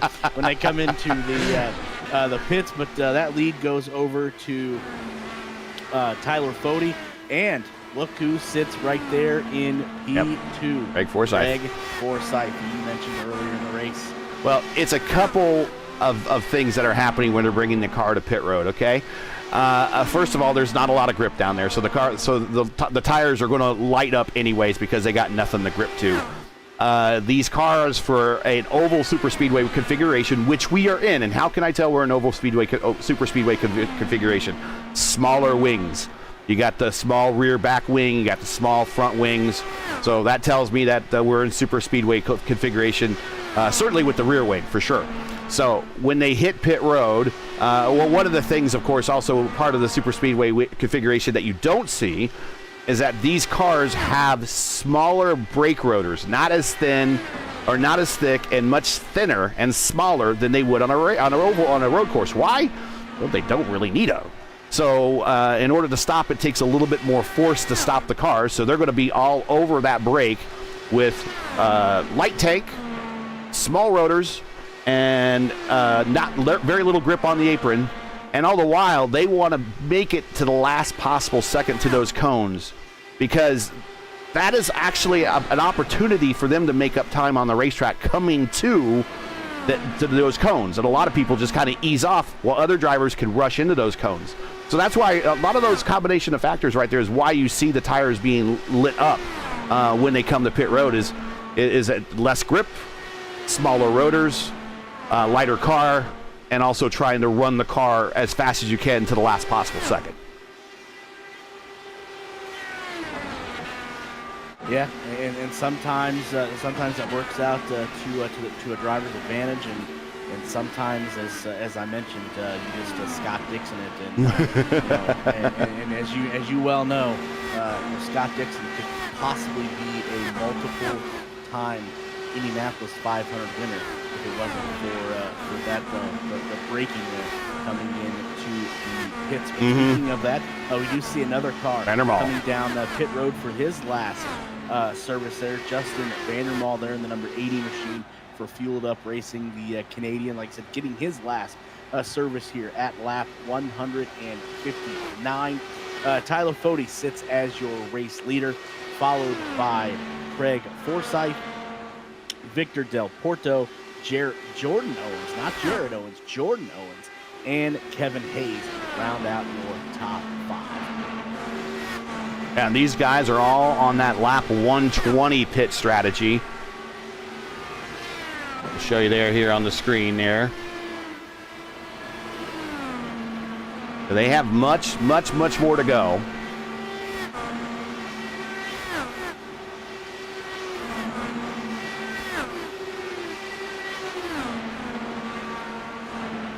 Okay, here's the power of fresh tires. There's A.J. Hobson, who stopped at 150, right around Kevin there. And Indycar Scarlett going to come right with them. Not a good place for Scarlett to stick her car, though. Every high or low is going to get dirty air. But she's going to have a good run off the exit of corner. Going to have more grip. Yeah, she's looking at a high line. Maybe going to cut down low on the banking. See if the banking give her a run. Nope.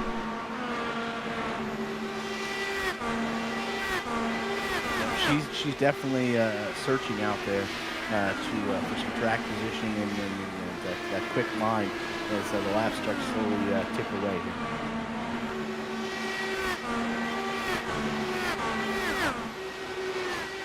Yeah, she's going to send it to the 1 on their side of Kevin here.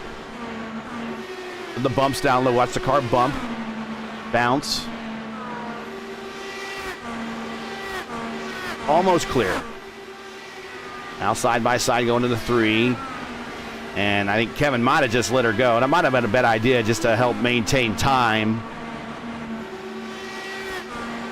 But he's also on a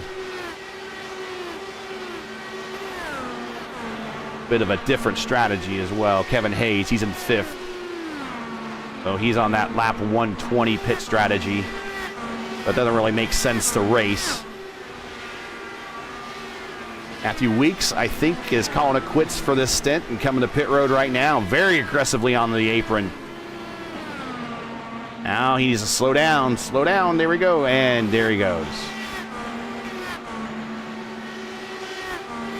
So this will be his final stop. Now, it's a shorter fill than the other guys that stopped at lap 150.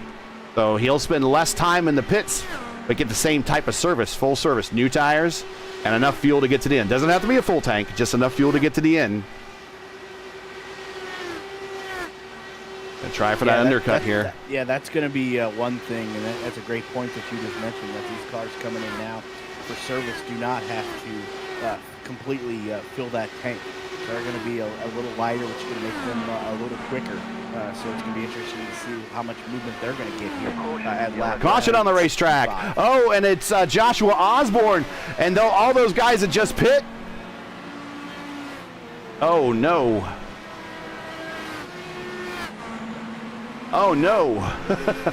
Yeah, that caution flag couldn't come at a worse time for those cars that are currently pitting. You're absolutely right. Same thing that happened to Ethan, but this time with contact.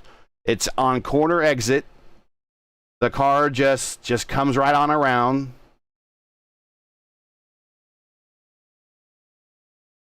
Watch it again. Just watch the car. A little bit of a kiss. Yeah, and then the inside. Right in front of Fody and Caleb. Interesting. What do people do now? Do they stay out? They go to pit road? What do we do? Because we all have been collected now on the racetrack. Fody is your leader, but Caleb Bensey, who pitted at 149, is now a lap down. But I think Fody needs to pit here, and I'm sure he's going to. And everyone's like, oh, no, Caleb's caught a lap down like last week. No, he's going to get the wave around. So this is an IndyCar rule that he will get the wave around with a couple laps before going green. There goes Forsyth. There goes Del Porto. Owens. Hayes. A number of other guys coming to pit road. So all these guys now, they're going to get the wave around and get back on the lead lap. Now, the problem is here now is this is going to be really now into the advantage of the guys that just hit pit road, because they're going to come out now and assume the lead, and they're going to have fresh tires, while these guys they're going to get the wave around, are good to go to the end, but they're on older tires. So now, once again, Caleb, not much like last week at Homestead, the caution came out just after he hit pit road on his very first stint, and then he started the mid-pack but raced his way back to the front. A lot easier to pass at Homestead than it is here. He's got his work cut out for him. Same thing for Pinero, same thing for Rexing, same thing for Sora. Everybody back here is in the exact same boat. But those sitting the prettiest right now, or those that are in now 1 through 10th, 1st through 10th, is Fody, who came off pit road ahead of Forsyth. Del Porto, again, I don't know, the guy does it. The last time we were here, finished second. He's up in the podium position again. Owens, he's looking at another podium position finish right now. There's Hayes, Terrell, Jimmy Herrick, 4D, the mastermind of just being patient. Jimmy Herrick is in 7th. Justin Fortner, 8th. Gibbs in 9th, who has a very damaged car, as a matter of fact. And Connor Thompson, who we have not talked about all day, on the lead lap. That is all you have to do here, man, is stay on the lead lap, and you're putting yourself in contention for a good finish. He is now in 10th. He's up 19 spots. You know, interesting as you read down the leaderboard, because the only rookie that we were talking about earlier in the race was Scarlett, and you know, she just fell down to P17. But now you look at the leaderboard, you know, with just 38, 37. laps to go. Nick Terrell in 6th. Jim Hendrick, as you said, or Herrick in 7th. And Connor Thompson sneaking into the top 10 there. So, the rookies were just biding their time, sitting in the weeds, driving and learning. And now when the money's on the line there, as the laps slowly tick down under 40 to go, they're sitting pretty for sure. Yeah, let's give Jimmy a shout out. His company, 4D Racewear. 4Ds are makers of the ultimate sim racing shoes and custom apparel. There's some nice shoes. I have a set. Custom apparel, gloves, and sim racing apparel shirts and stuff. Really good stuff. You got to check them out. But it's designed by sim racers, for sim racers. 4D sim racing shoes are custom engineered to connect racers to their pedals in a way that no other shoe can. And that's really providing you ultimate comfort for those really long IndyCar Triple Crown 500-mile races. And of course, anything else you race and beyond. So visit 4dracewear.com and check out the original racing gloves for your feet. Again, that's 4D Racewear. The link is in the description. They are one of the premier platinum partners here in the ERL. I also want to give a shout out as we're getting ready to go green here very shortly. There the car is getting the wave around as Ethan Stanley and, of course, his sponsor, Blue Egg Marketing, rev up your business with Blue Egg. They're all going to try to come to pit road and try to get a set of tires. We're going to see if they can get this done. But rev up your business with Blue Egg, just like he's going to rev up the end of this race with a fresh set of tires and a light tank. With turbocharge your lead generation with experienced drivers that can navigate the complex track to connecting with your customers. With Blue Egg, you're always in the pole position, leading your brand toward victory lane. Don't spin your wheels. Accelerate success with Blue Egg, fueling small businesses to win big. To learn more about Blue Egg, click on their link in the description. There we see the pole sitter coming down, getting some service to get him a fresh set of Firestones and to make it to the end.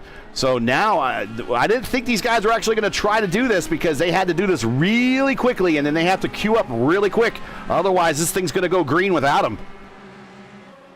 And it's going green. Well, actually, it's going green right now. But yeah, the pace car is coming off. But we're not going to go green right now. We're get the faux green lap. Sorry. Yeah, while we're waiting for that pace car to break off there, for all of the old school wrestling fans, and I'm included in that group, this race is starting to turn into what the Jim Ross would say, business is about to pick up. Oh yeah, we're absolutely going to see a Donnybrook and a Pier 6 brawl. And you're gonna see, and somebody may end up in the Who Scout before this is all over with. We got 24 laps to go. Tyler Fode, who's been towards the front all night, is your race leader, and somebody that you mentioned to keep an eye out on early in the race, who has great history here. What else needs to be said?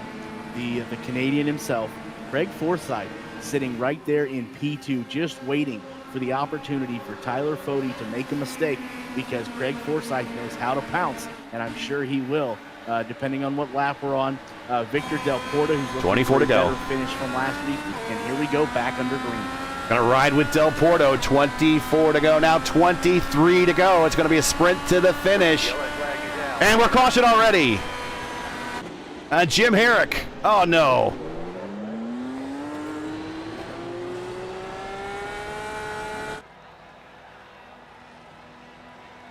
Yep, just as we thought, business was going to pick up there. Jim Herrick there, the rookie, he got help. He got help. He got help. Did. Yeah, what a horrible restart, obviously, for him as he taps the outside wall. But I'm kind of curious, as you mentioned there, who assisted Jim there into the outside retaining walls. We're taking a look at this there. It was one of the Little Eagle.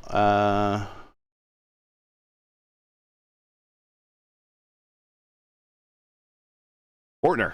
It was Fortner. So we'll go back a little bit more. You see a little debris there on the track there as well. That's sliding across the start finish line there. A red wing. So that kind of tells you maybe who. What car that was there. But as you look on the bottom, the lower part of the racetrack, you'll see some red debris come hitting there. As you see it you see it right there. It falls off that wing. And I see what he was doing. Enough. Yeah, I see what he was doing. He wanted to go. Kevin Hayes didn't look like he got a start that he wanted. And of course, where's Jim going to go? Jim can't go anywhere. And this is the one of the key rules. I do the broadcasting for the Velocity Online Racing League, and they have a rule that says don't go on green. You go when the car in front of you goes. And I think that's what needed to happen here, is that he wanted to go on. He got on. He probably went on green, but the cars in front of him didn't get up and go, and we had a little bit of a concertina accordion effect there. And unfortunately, it cost Jim, it looks like, the race. I don't know if he can get that repaired to get back out there, but he's going to be down on power and speed more likely. And then it's going to cost Fortner some time on pit road to get a repair. And Jim's still on pit road, so his day might be done. And that is, I think that's a darn shame, because he had himself in a position for a decent finish coming up here in tonight's race. But we're back under caution with now 21 to go, and this is just benefiting these guys up front. This is just extra laps. They get to hold their position. Meanwhile, these guys in the back, which is kind of led by Caleb Bency, he's really the first car that stopped at that, actually not Caleb. Who's the first set of cars that really stopped at this last one? Yeah, it's going to benefit those that have the fresher tires that got the wave around. And who did all that? Pinero got in there. He got in for fresh tires. So these are all those that stopped at 169. So Caleb actually is out there. He didn't get fresh tires, but in front of him, everybody in front of him has fresh tires. Yeah, definitely. I think with these cautions, these late race cautions, definitely going to see the strategies come out to full effect here, with just exactly 20 laps left to go. It's Tyler Fode, followed by Craig Forsyth, Victor Del Porta, Jordan Owens, Kevin Hayes are your top 5. Then it's Nick Terrell, Gavin Hibbs, Connor Thompson, Caleb Bency, and Tate Lytle are your top 10. Like I said, just 20 laps to go, waiting for a restart. We tried to get a restart, but a car got a little help getting into the wall there, so we're going to try to do this again. But as we noticed, as we just pointed out there, business is definitely picking up here in this slobber knocker, as they say, of a race. And once again, if you're just joining us, we are late into this 300-miler at Motegi. But this is ERN's coverage of the Warriors for Peace IndyCar Series, the IndyCar1909.com Japan Indy 300, coming to you from Motegi, where we have got 20 to go, 194 laps scheduled. Make sure to smash the like button and subscribe to the channel so you don't miss out on the next race. Also do want to give a shout out before we go green to tonight's race sponsor, IndyCar1909.com. IndyCar1909 is a website dedicated to the latest IndyCar news, sim racing, historical retrospective pieces, and home of the Turn Forward podcast.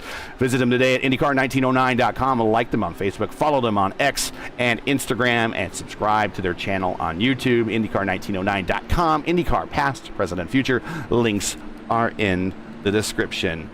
We got two more laps before we go green. Just enough time to give you another word by Worldwide Technology Speedway, and we'll be right back. The Bomarito Automotive Group 500 at Worldwide Technology Raceway. It's not just a race, it's a spectacle. Friday, August 16th and Saturday, August 17th. The race everyone talks about. The Bomarito Automotive Group 500. Only at Worldwide Technology Raceway. Go to WWTRaceway.com now, because the first deal is the best deal. Brought to you in part by the Illinois Office of Tourism and Discover Downstate Illinois. All right, we're back. The pay window's open.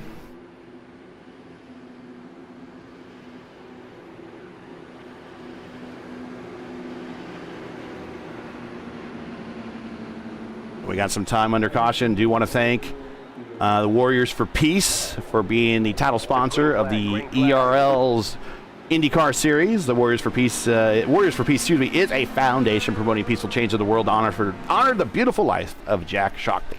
Check out Warriors for Peace. That's the number 4. Warriors for Peace with the number 4.org for more information. The link is in the description. Going green next time by. Going to go green with 17 to go. question's going to be, will the drivers have enough patience on this restart? No. Is somebody going to check up and put us back under yellow? No, there'll be no patience. It is probably close to full send time, and then knowing how hard it is to pass here, and I don't know how Caleb's going to do it. He's got among the most worn tires in the top 10 now. Him and Lytle have the oldest set of tires in the top 10. I don't know how they're going to get a run on these guys in front of them unless they make a mistake. And that is, sometimes that's fatal enough to allow Caleb to pass you. But we are green flag in the air. Tyler Fode, Craig Forsyth, Victor Del Porto, and the snake begins.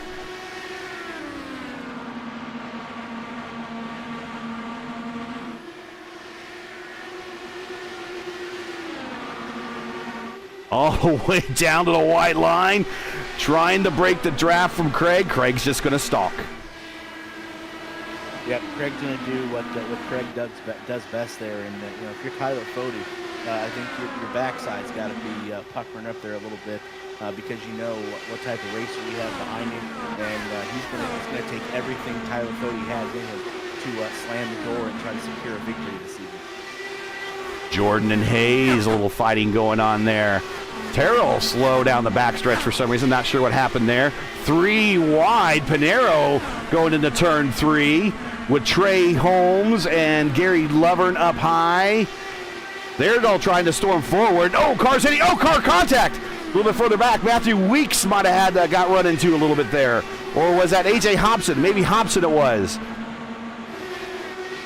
Fode starting to pull away a little bit. 4/10 back to Forsyth. Hayes on the inside of Owens trying to get that position. Owens gives him the dirty air in the 3 and 4. Caution again. Pinero. Wow, what a disastrous finish for Adriano Pinero. Last week having the issue that he had with the internet, and now a potential DNF. This week, what a horrible start for the season for Adriano Pinero. Oh, and he just right up into Trey Holmes. He slid up right into Trey Holmes. Trey did. I'm going to go back and watch it, but I don't think Trey, if that's who it is, I don't think he did anything wrong here. Let's get on a in-car shot here. And Pinero very high going in. Yeah, that is definitely a racing incident there. And that is, wow, that's 2 races in a row for Pinero. And that's, if there's any driver that can overcome that in a championship, I'm gonna say that he's capable of doing that. But 2 in a row, oof, to start the season, that's painful. Yeah, it absolutely is. Do you want to talk about painting yourself in a corner and behind the 8 ball? That's what Adriano's done so far in just 2 races. Here comes Indycar Scarlett coming in. Says, I'm putting new tires on. I'm going to send it. Let's see what happens here in the closing laps. New tires for Scarlett. Try to get another run into the top 10. Start her first 2 races here in the ERL in the top 10. A good start to the season if she can do it. Fode, though, just loving these caution laps. It's just clicking them down one by one by one. That's 1 less lap he has to run at speed and to defend against Forsyth.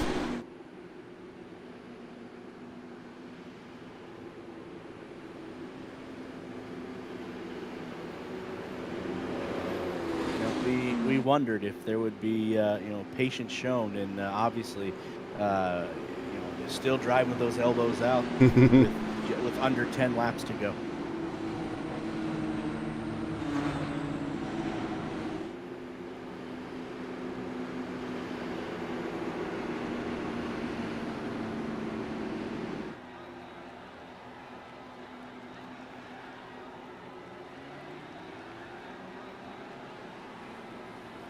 Well, let's go ahead and reset the field again. I want to thank everybody for joining us again. That's joining us late here on the ERN for this 300 miler at Motegi here.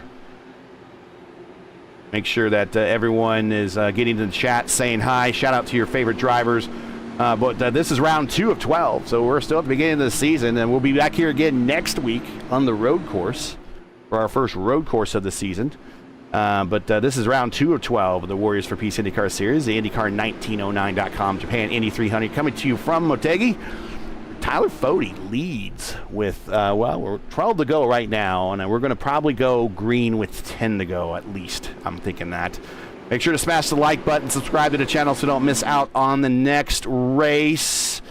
Schedule-wise, a lot more stuff coming up on ERN Tuesday night. IndyCar, we'll be back here on ERN, myself and the P1 gang. On ERN, we're bringing you the IndyCar Oval Series top split from Kansas, 8:15 p.m. Eastern. That should be a pack race. You don't want to miss that. And then a special Wednesday presentation of the IIS. That's the IndyCar iRacing Series. That mirrors the NTT IndyCar Series in real life. Well, we do the top split for them as well. It's 9 p.m. Eastern on Wednesday next week. And then, of course, we'll be right back here again, 7:45-ish p.m. Eastern, here on ERN for round 3 of the Warriors for Peace IndyCar Series as we go to the Motegi road course, which is interesting. The road course is not even attached to this racetrack. It goes under the racetrack through a tunnel or through a bridge, but it's not really attached to the racetrack at all. It's not a roval. You can see there's some pictures of it in the background. You see from when the camera pans out, there's the bridge that you go under. But that will be on that next week. And then we'll have, after that, we'll follow up the next round with a 500-mile, the first of the P1 Triple Crown Challenge races, Pocono 500. And also, that will be on August 22nd. So a lot of IndyCar action coming up here on ERN. Check it out. Whether it's me and the P1 gang or me or Derik here on the ERN's races here. We'll be here. We'll be bringing you IndyCar action one way or another.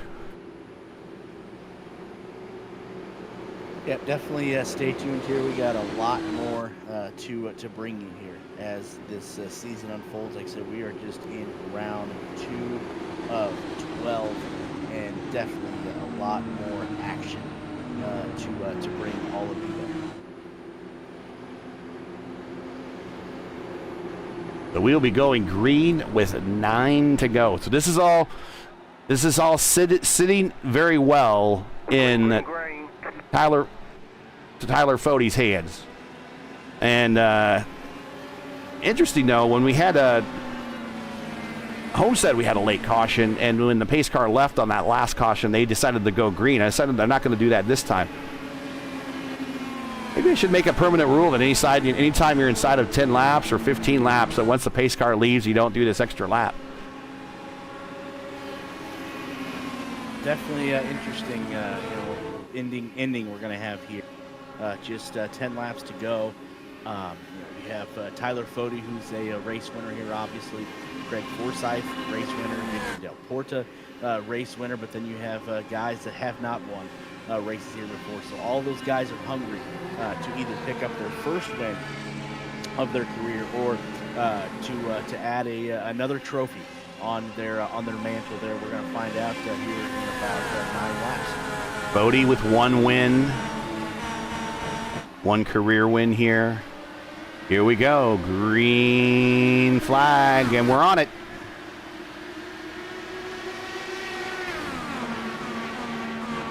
And we're going to see Tyler Fode lead the pack into turn number 1, trying to keep that car as close to the white line as possible. We're going to snake down the backstretch, but closing fast is Craig Forsyth, who has a great history here at this track. He's trying to pick up another victory. Tyler Fode holding him off, coming across the line. Going to snake down the front stretch across the line. Lap 186 of 194. We're closing in. Fode going to take him down into turn 1. Still has the lead. Craig Forsyth just waiting so patiently for that door to open. Will it open yet or not? We're going to wait. It remains to be seen as Tyler Fode again going to sneak it down the backstretch into 3. Greg, no wins here in the ERL, but multi-wins elsewhere in IndyCar racing. Del Porto, he's looking for another win. He's got 1 win here in the ERL. It's been a while for him. Fode's been looking for a second win. It's been a while for him. Coming down to the wire. you got to give credit where credit is due, and it is Tyler Fode. Every time he gets in that front stretch to cross the start-finish line or that back stretch to go into turn 3, he is snaking and trying to break that graph, trying to do everything that is humanly possible for him to hang on to the lead with Craig Forsyth there, just biding his time, waiting to see if Tyler Fode can make a mistake, because if he does, Craig Forsyth is going to pounce quickly. All right, now Craig's got to start thinking about Del Porto. He's losing contact now by 5/10 over Fode. But Del Porto is he's within a one hair away from a lift of the accelerator from making it a battle for second. He's 4/10 behind. Yes, he is. So Craig Forsyth is getting a rear view mirrorful of Victor Del Porto, who's trying to up his finish this evening from the 3rd position to the 2nd position. As you see, dive down to the inside, not quite going to be able to make that pass yet. Caleb Benzie, yes, storming through the field.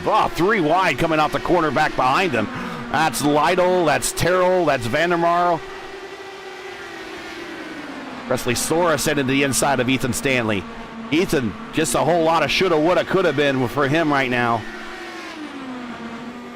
But his teammate is a hair away from getting this win, his 2nd career win here in the ERL. And he is starting to pull away from Craig Forsyth. Yes, sir, he absolutely is. Lap 191. That lead now has ballooned to almost 0.8 of a second over Craig Forsyth. Victor Del Porto in 3rd, Jordan Owens in 4th, Kevin Hayes in 5th, Caleb Benzie, who had a dominant car early, is 6th. Jared Rexon, heard of him before, he is 7th. Gavin Hibbs is 8th.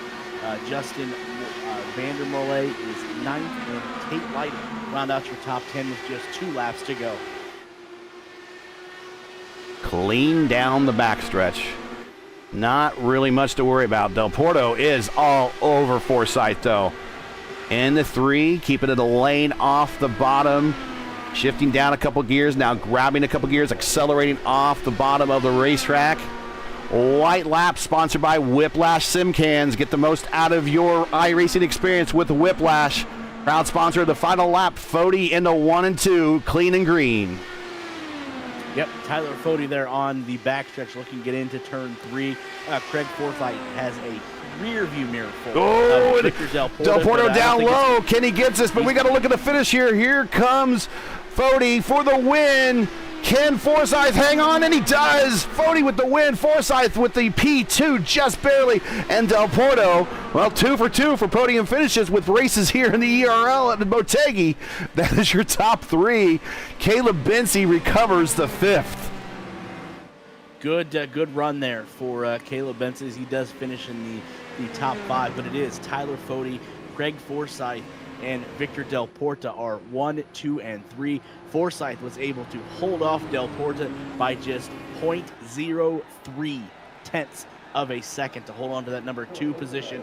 Jordan Owens comes home 4th. Like I said, the aforementioned Caleb Benzie comes home 5th, and it is Kevin Hayes, Jared Rexing, Gavin Hibbs, Justin Vandermarle, and Tate Lytle are the ones that round out your top 10. Then it was Nick Terrell, Presley Sora, Ethan Stanley, the pole sitter, comes home at 13th. AJ Hobson in Indycar Scarlett, Connor Thompson, Matthew Weeks, Justin Fortner, Trey Holmes, and Gary Lovren round out your top 20. Then it was Ryan Huckleberry, I'll be your Huckleberry, Adriano Pinero, Jim Herrick, Joshua Osborne, Chad Frankenfield, the boss, comes home 25th. No, that's not Bruce Springsteen. Hector Colanzio is 26th. William White, 27th. And Hunter Smith round out your top 28. All right, and then we'll get the, actually I haven't put the final standings up on the screen yet, but we're just getting things queued up here for the final standings here. Now, last time they didn't work. Let's see if they work this time. Okay, so the button's broken, but I now know how to do it. There we go. Told you'd be able to do it, Dave. We got it this time. There it is. Fody, Forsyth, Del Porto, your podium. Owens, Benzie, Hayes, Rexy, Hibbs, Vandermarl, Lytle, Terrell, Sora, Stanley. It's a lot, just again, a lot of shoulda, woulda, coulda happened with him. Sure, he's going to kick himself all week long. Hobson, Scarlett, Thompson, Matthew Weeks, Fortner.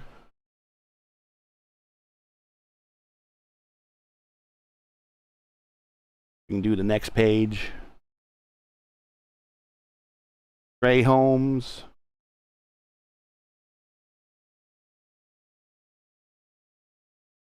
Lover and Huckleberry. There we go. Pinero, 22nd. Just not a good start to the finish for him.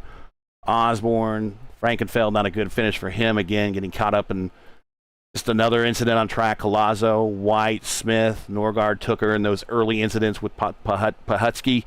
31 cars, a good showing for the league. Very healthy. Very healthy. That is your points for your standings here for today.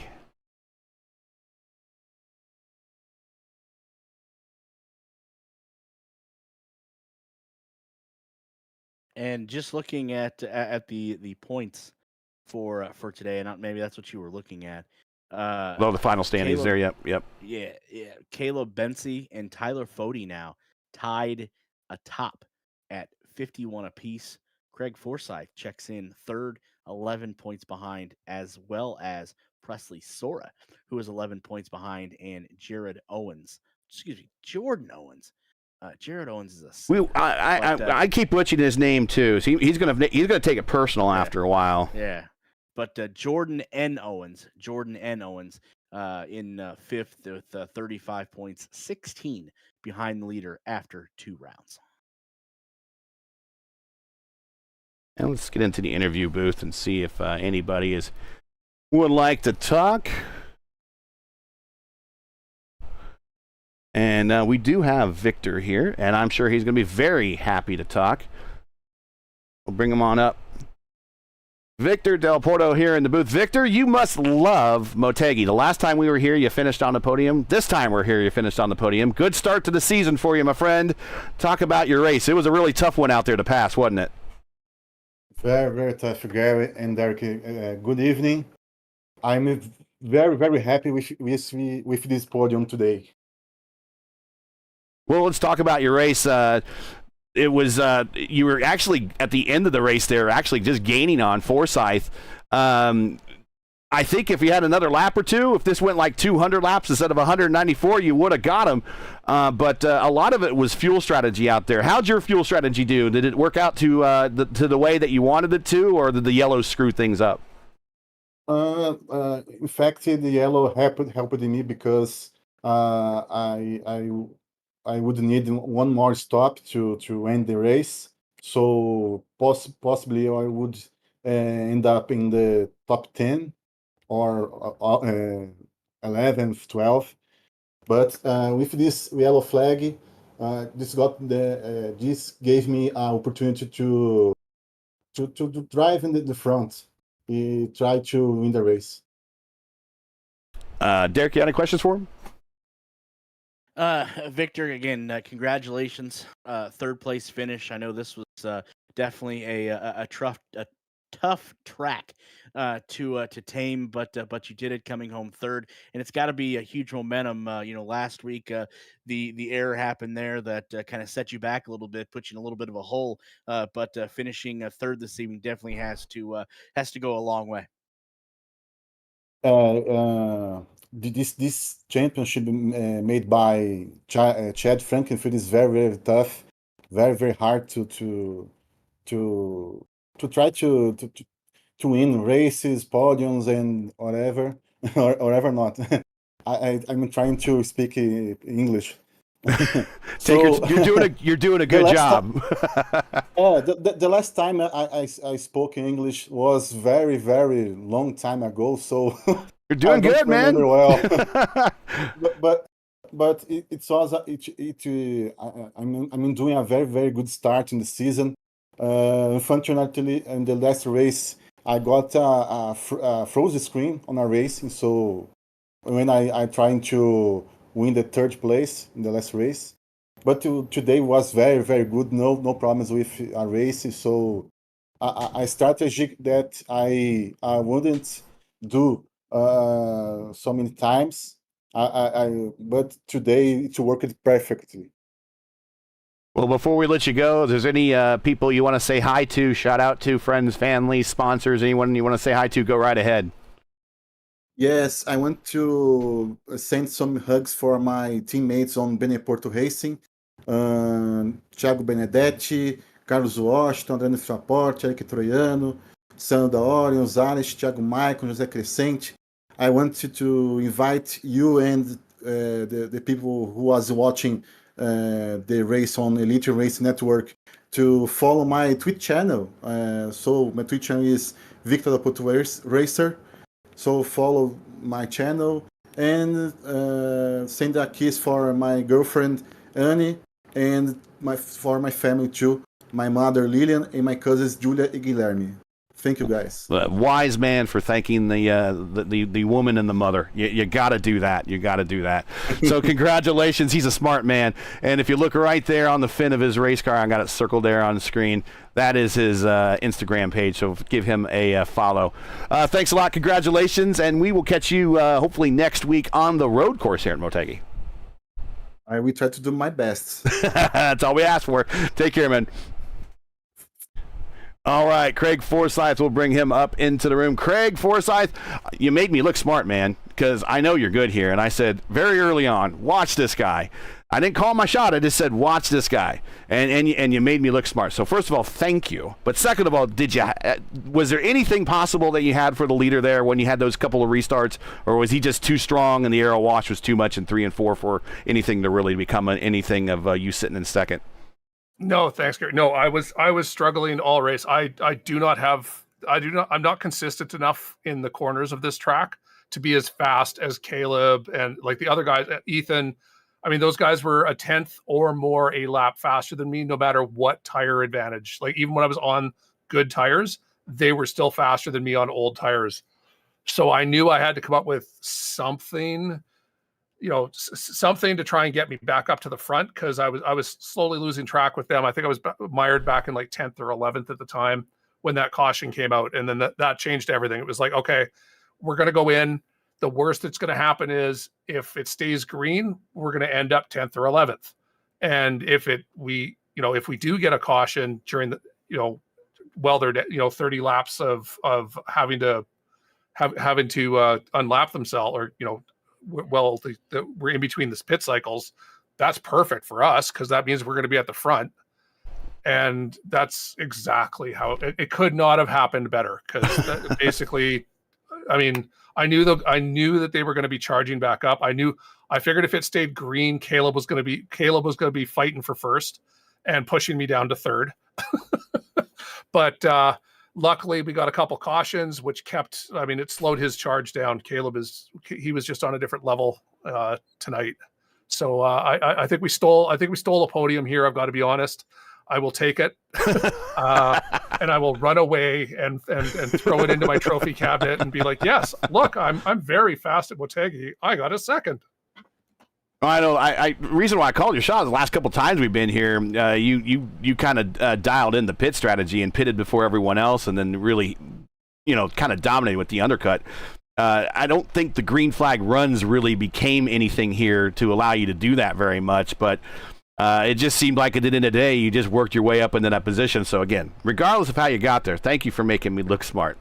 Now the man, you are right. The aero wash you couldn't do the undercut was not as effective because of how crazy the aero wash was.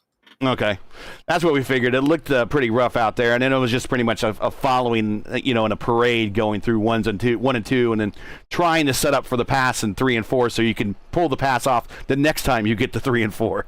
But Derik, you got any questions for our P2 guy?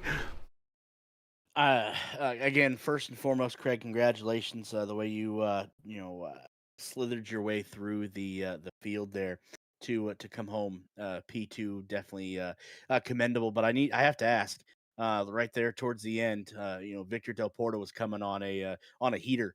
as they say, and you ended up holding him off by just zero point 0.3 seconds. Talk about that a little bit, because I know you had a huge rear view mirror full of Victor Del Porta. Yeah, when we went green flag, I was like, I need Tyler's draft with all my, like, it's like Tyler's faster than me, Victor's faster than me. I need to go. And then Tyler started weaving, and I was shaking my fist at the screen and just being like, no, stop weaving, stop it. I need your draft. It's like, I am no threat to you. You don't understand. I was like, I wanted to type in chat. I was like, stop doing that. I promise I won't pass you. Hold your line.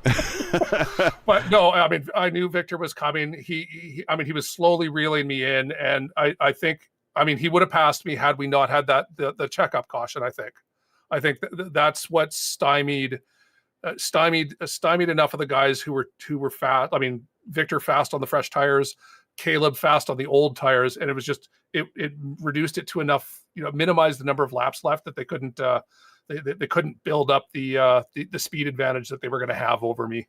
So it was the same thing. It was like, I knew Victor was going to make one last discharge. I just needed to keep it pinned and hope like heck he wasn't going to pass me. And I will take whatever it was, two 1,000ths or 2 100ths. It was close. Well, you know how this goes. We've done a number of these interviews. So shout outs, friends, family, sponsors. Of course, 4D is one of the premier partners here for the ERL. So you go right ahead. Well, first off, got to thank Jim. He did not. He hit the wall early on there and had some damage he had to get repaired. But then the one checkup wiped him out completely. So that was his race done and dusted. But team boss, good supporter of multiple of the IndyCar leagues. He's a good guy who likes to sponsor the racing. So go to 4draceware.com and pick yourself up some racing shoes and some gloves and some apparel, because it's good stuff. And I got to thank my wife and my friends who are over so that I can take them to the airport and have been patiently waiting for me to get done. So good on them for having, they've still got half an hour. We're fine. Wisely thanks the wife. And if you don't believe that he wears the 4D racewear stuff, go watch his stream on his after the race here at Forsyth Gaming is the channel, and you'll see that he's a man that he follows and practices what he preaches. He races with 4D shoes, and races with a 4D shirt, and races with 4D gloves. So you got to check that stuff out yourself. Of course, the link is in the description. Well, congratulations on the P2. I knew you'd do it. And go ahead and get those people to the airport, will you? You betcha. Good on Tyler for getting the win. Good job. Good job for him. Take care. Stay safe. All right, and then let's bring up the winner. Tyler Fody in the booth with Gary and Derik. Man, you up 6 spots, finished, kind of started there in the mid part of the top 10, worked your way up rather quickly. By the time the first lap rolled around, you already worked your way up a couple of spots. How'd you get a good start? Or just people are checking up, or did you just find the right path to lead you up a couple spots to get you kind of in position in the top 5? So when these pit stops start happening, you could start over and undercutting on some of those guys, which you did pretty well. Yeah, man. Well, my teammate Ethan Stanley kind of told me before, because he's raced here before. I had never done IndyCar here before, so he was saying how track position was going to be super important with the dirty air, and I think I started 7th there on the bottom, and may have gotten one person through 1 and 2, but into 3, I kind of was aiming for the bottom, and I think a couple guys kind of got tunnel visioned on each other and kind of washed up and got in the dirty air, and I was able to pick off, I think, 3 more. Through turns 3 and 4, I ended up coming out 3rd or 4th, and pretty much from there just kind of maintained the whole run, managing fuel, and through the first cycle there, I was able to jump Del Porto and get to 3rd, which I was totally happy with. Stanley was out cruising in the lead, and I was 3rd, so we were looking good. And then we had that yellow there, Stanley losing it, and which was unfortunate. And I kind of hung out in 2nd because Bensey was super quick. I didn't really have anything for him. And yeah, I guess we had that last yellow to end the kind of the green runs, and it was that decision time of, like, we have one more stop to make regardless, but do you want to take it now or wait? And I led the guys on to go now, and it ended up working out really good there with the caution at the end, and then just maintaining and hitting the restarts. I'm assuming that you had fun. Obviously, you won, but I mean, how fun was this style of racing? It was really tough out there. It was tough to pass. It was easy to defend because all you had to do was flash dirty air on the guy behind you in turns 3 and 4. But it was really tough to pass. Much of the race for a lot of folks was single file, and really the passes didn't occur until you got to pit road or you just happened to catch the yellow and you made up a bunch of spots there. Did you find this track and this style of racing entertaining, or is this someplace that you want to come back to, getting the win again, or how you feel about returning back to the oval at Motegi, despite the kind of the style of racing out there? Yeah, I mean, I like the track. We've done NASCAR on here a few times. I don't know. IndyCar is something different. I mean, it was more really just kind of a mental battle and racing your car. Once those runs kind of settled in, I mean, it was crazy the first lap or two with the traffic, but then you kind of had to settle in. And I don't know how much it looked like from the broadcast if we were just riding around in line, but we were battling the car. I don't know if the other guys said it or not, but it was kind of tight in and loose off, and there were some bumps. So even just kind of sitting a second back from everyone when we were running our green laps, it was a little bit on edge. So definitely more of a battle with the car. But I mean, the track is cool. Just the style of racing, you kind of got to get what you can get and then get your strategy right. But no, overall I had fun. Go ahead, Derik. Tyler, congratulations on picking up your second victory here in the IndyCar series. But I'd imagine your backside had to tighten up a little bit there towards the end. You seen Forsyth was making his way through the field, ends up P2. You know the history he has here. Talk about that a little bit. I know you got a rear view mirror full of Forsyth before you were able to pull away for the victory. Yeah, all these guys in here are top notch, and I was kind of nervous, just mainly being because I had not gone into turn 1 with totally clean air on new tires the whole race, so I didn't know if it was going to be kind of free or where the jacker needed to be set. And then obviously you got guys like Forsyth and Del Porto behind you, but I do got to give props to Stanley there, kind of telling me what I needed to look for and coaching me through it a little bit. But yeah, definitely on edge. Definitely cool to race with some of those guys there at the end. Second career finish here in the ERL. Shout outs, friends, family, sponsors, anyone want to say hi to celebrate this win? So yeah, just my teammate there, Ethan Stanley, Lake Norman Motorsports guys. He's really the main guy in this series. I'm kind of learning. So we got all the settings and stuff tuned up. So big shout out to him. Shout out to you guys too for putting on this broadcast. It'll be a fun one to watch back. And then all the sponsors that make it happen with the league, and then also JD Designs, Jonathan Cutlip for painting our schemes. We're gonna have some new ones here, Ethan and I, maybe in the coming week or two. So that'll be cool. Right on. We look forward to it. Well, congratulations. Go celebrate. Second career win. First win of the season here at Motegi. And now you're smack dab at the head end of this points championship. I think points have already been tallied. And I think Derik said you're now tied for the lead. Yeah, tied for the lead with Caleb. So it's a great way to start off the season. Yeah, man. Appreciate it. Congratulations. We'll check you at the road course at Motegi next week. Thank you. Well, there you go, Derik. Despite the production value of not getting you the timing to score on your page, not a bad race, a very strategic race. And I said it kind of at the beginning. I kind of said that track position matters at just about at any oval racetrack that I can really think of. That's a super speedway for IndyCar, which is classified as an intermediate, but it's closer super speedway because we're 200 miles per hour plus here. This is one of them that track matters really matters the most. What are your thoughts on today's race? Yeah, definitely exciting. Passing was at a minimum. You definitely had to be patient, and obviously there was times where patience lacked a little bit. But overall, Good race here of the second one of the season. Definitely looking forward to the road course next week. I'm kind of curious to see what this looks like. You said it goes underneath. Can't wait to see that. Can't wait to see what next week brings for everyone for sure. Well, that's going to do it. Do you want to call it out, or you want me to do it? You can handle it. All right. Well, we'll go ahead and get us on out of here for tonight. That's it for tonight's race. Tonight's podium from Motegi for the Indycar 1909.com Japan Indy 300. Tyler Fode with his second career win here in the ERL. With a running away victory there over Craig Forsyth, who edges out Victor Del Porto for the second and third steps on the podium.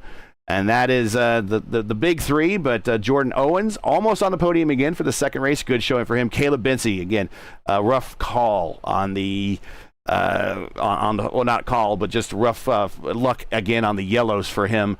And he almost finished up on the podium. So we're looking at a very exciting point race heading into the next round. So that's what you want to join us again next Thursday for round 3 of the Elite Racing League's 2024B Warriors for Peace IndyCar Series. The teams of drivers, well, they're going to remain in Japan virtually, and they prepare for the second leg of our overseas doubleheaders. This time we will be on the Motegi road course for the IndyCar 1909 Japan Indy Grand Prix. Coverage, well, it'll begin around 7:15 or 7:45 p.m. Eastern. Again, it's 7:45 p.m. Eastern. And you can find everything right here on YouTube at youtube.com and just keyword search Elite Racing Network. Now, as you know, the YouTube algorithm game is not an easy one, so please help support ERN with the weekly grind. Leave a comment below. I want to thank you for participating in the chat, for everyone that participated and giving us the interactions. We appreciate that. And let us know what you thought of tonight's race. And if you enjoyed tonight's coverage, support us by smashing like in the video. If you're new, click subscribe, and while you're at it, hit the bell for weekly reminders so you don't miss out on more of other ERN iRacing programming. The Elite Racing League's IndyCar Series naming rights are paid for by Warriors for Peace. Warriors for Peace is a foundation promoting peaceful change in the world to honor the beautiful life of Jack Shockley. Check out warriorsforpeace.org. That's warriors, the number 4, peace.org for more information. The link is in the description. Special thank you to the ERL's premier sponsors, Blue Egg Marketing, Worldwide Technology Raceway, and 4D Racewear. For Blue Egg, you can rev up your marketing business with them. I mean, your marketing pit crew. Don't spin your wheels. Accelerate success with Blue Egg, fueling small businesses to win big. To learn more about Blue Egg, go to blueeggmarketing.com or click on their link in the description. Worldwide Technology Raceway. Of course, we all know that as a motorsports racing facility just east of Missouri, Illinois. Features a 1.25-mile oval, 2-mile infield road course, and a quarter-mile NHRA-sanctioned drag strip. And, of course, the state-of-the-art karting facility. Worldwide Technology Raceway is the only facility in the nation to host NASCAR Cup, NTT IndyCar Series, and the NHRA. To learn more about Worldwide Technology Raceway or to buy tickets for their events, check out www.raceway.com or click on their link in the description. 4D Racewear is one of our other partners. Check out their line of battle-tested, made-for-sim racing gloves, shoes, and apparel. Visit them today, 4dracewear.com, or click on their link in today's description. Track cams are provided by Whiplash Sim Cams. Whiplash is the exclusive track cam provider and sponsor of the White Flag Lap here in the Elite Racing League. Get most out of your iRacing experience with Whiplash Sim Cams. Learn more about Whiplash. Like them on Facebook. Follow them on X and Instagram. Keyword search Whiplash Sim Cams. Links are in the description. For business inquiries and learn more about Elite Racing League and what they do, visit EliteRacingLeague.com. Subscribe on YouTube. Like us on Facebook. Follow us on X and Instagram. As always, links are in the description. So for Derik, Vance, everyone at ERN, I'm Gary Godsoe saying all good night, and thanks for watching. And to all our men and women serving in the military and as first responders, Godspeed, God bless, come home safe. Catch us again next week on the Motegi road course for the next race of the Elite Racing League's Warriors for Peace IndyCar Series. Good night, everyone. Take care.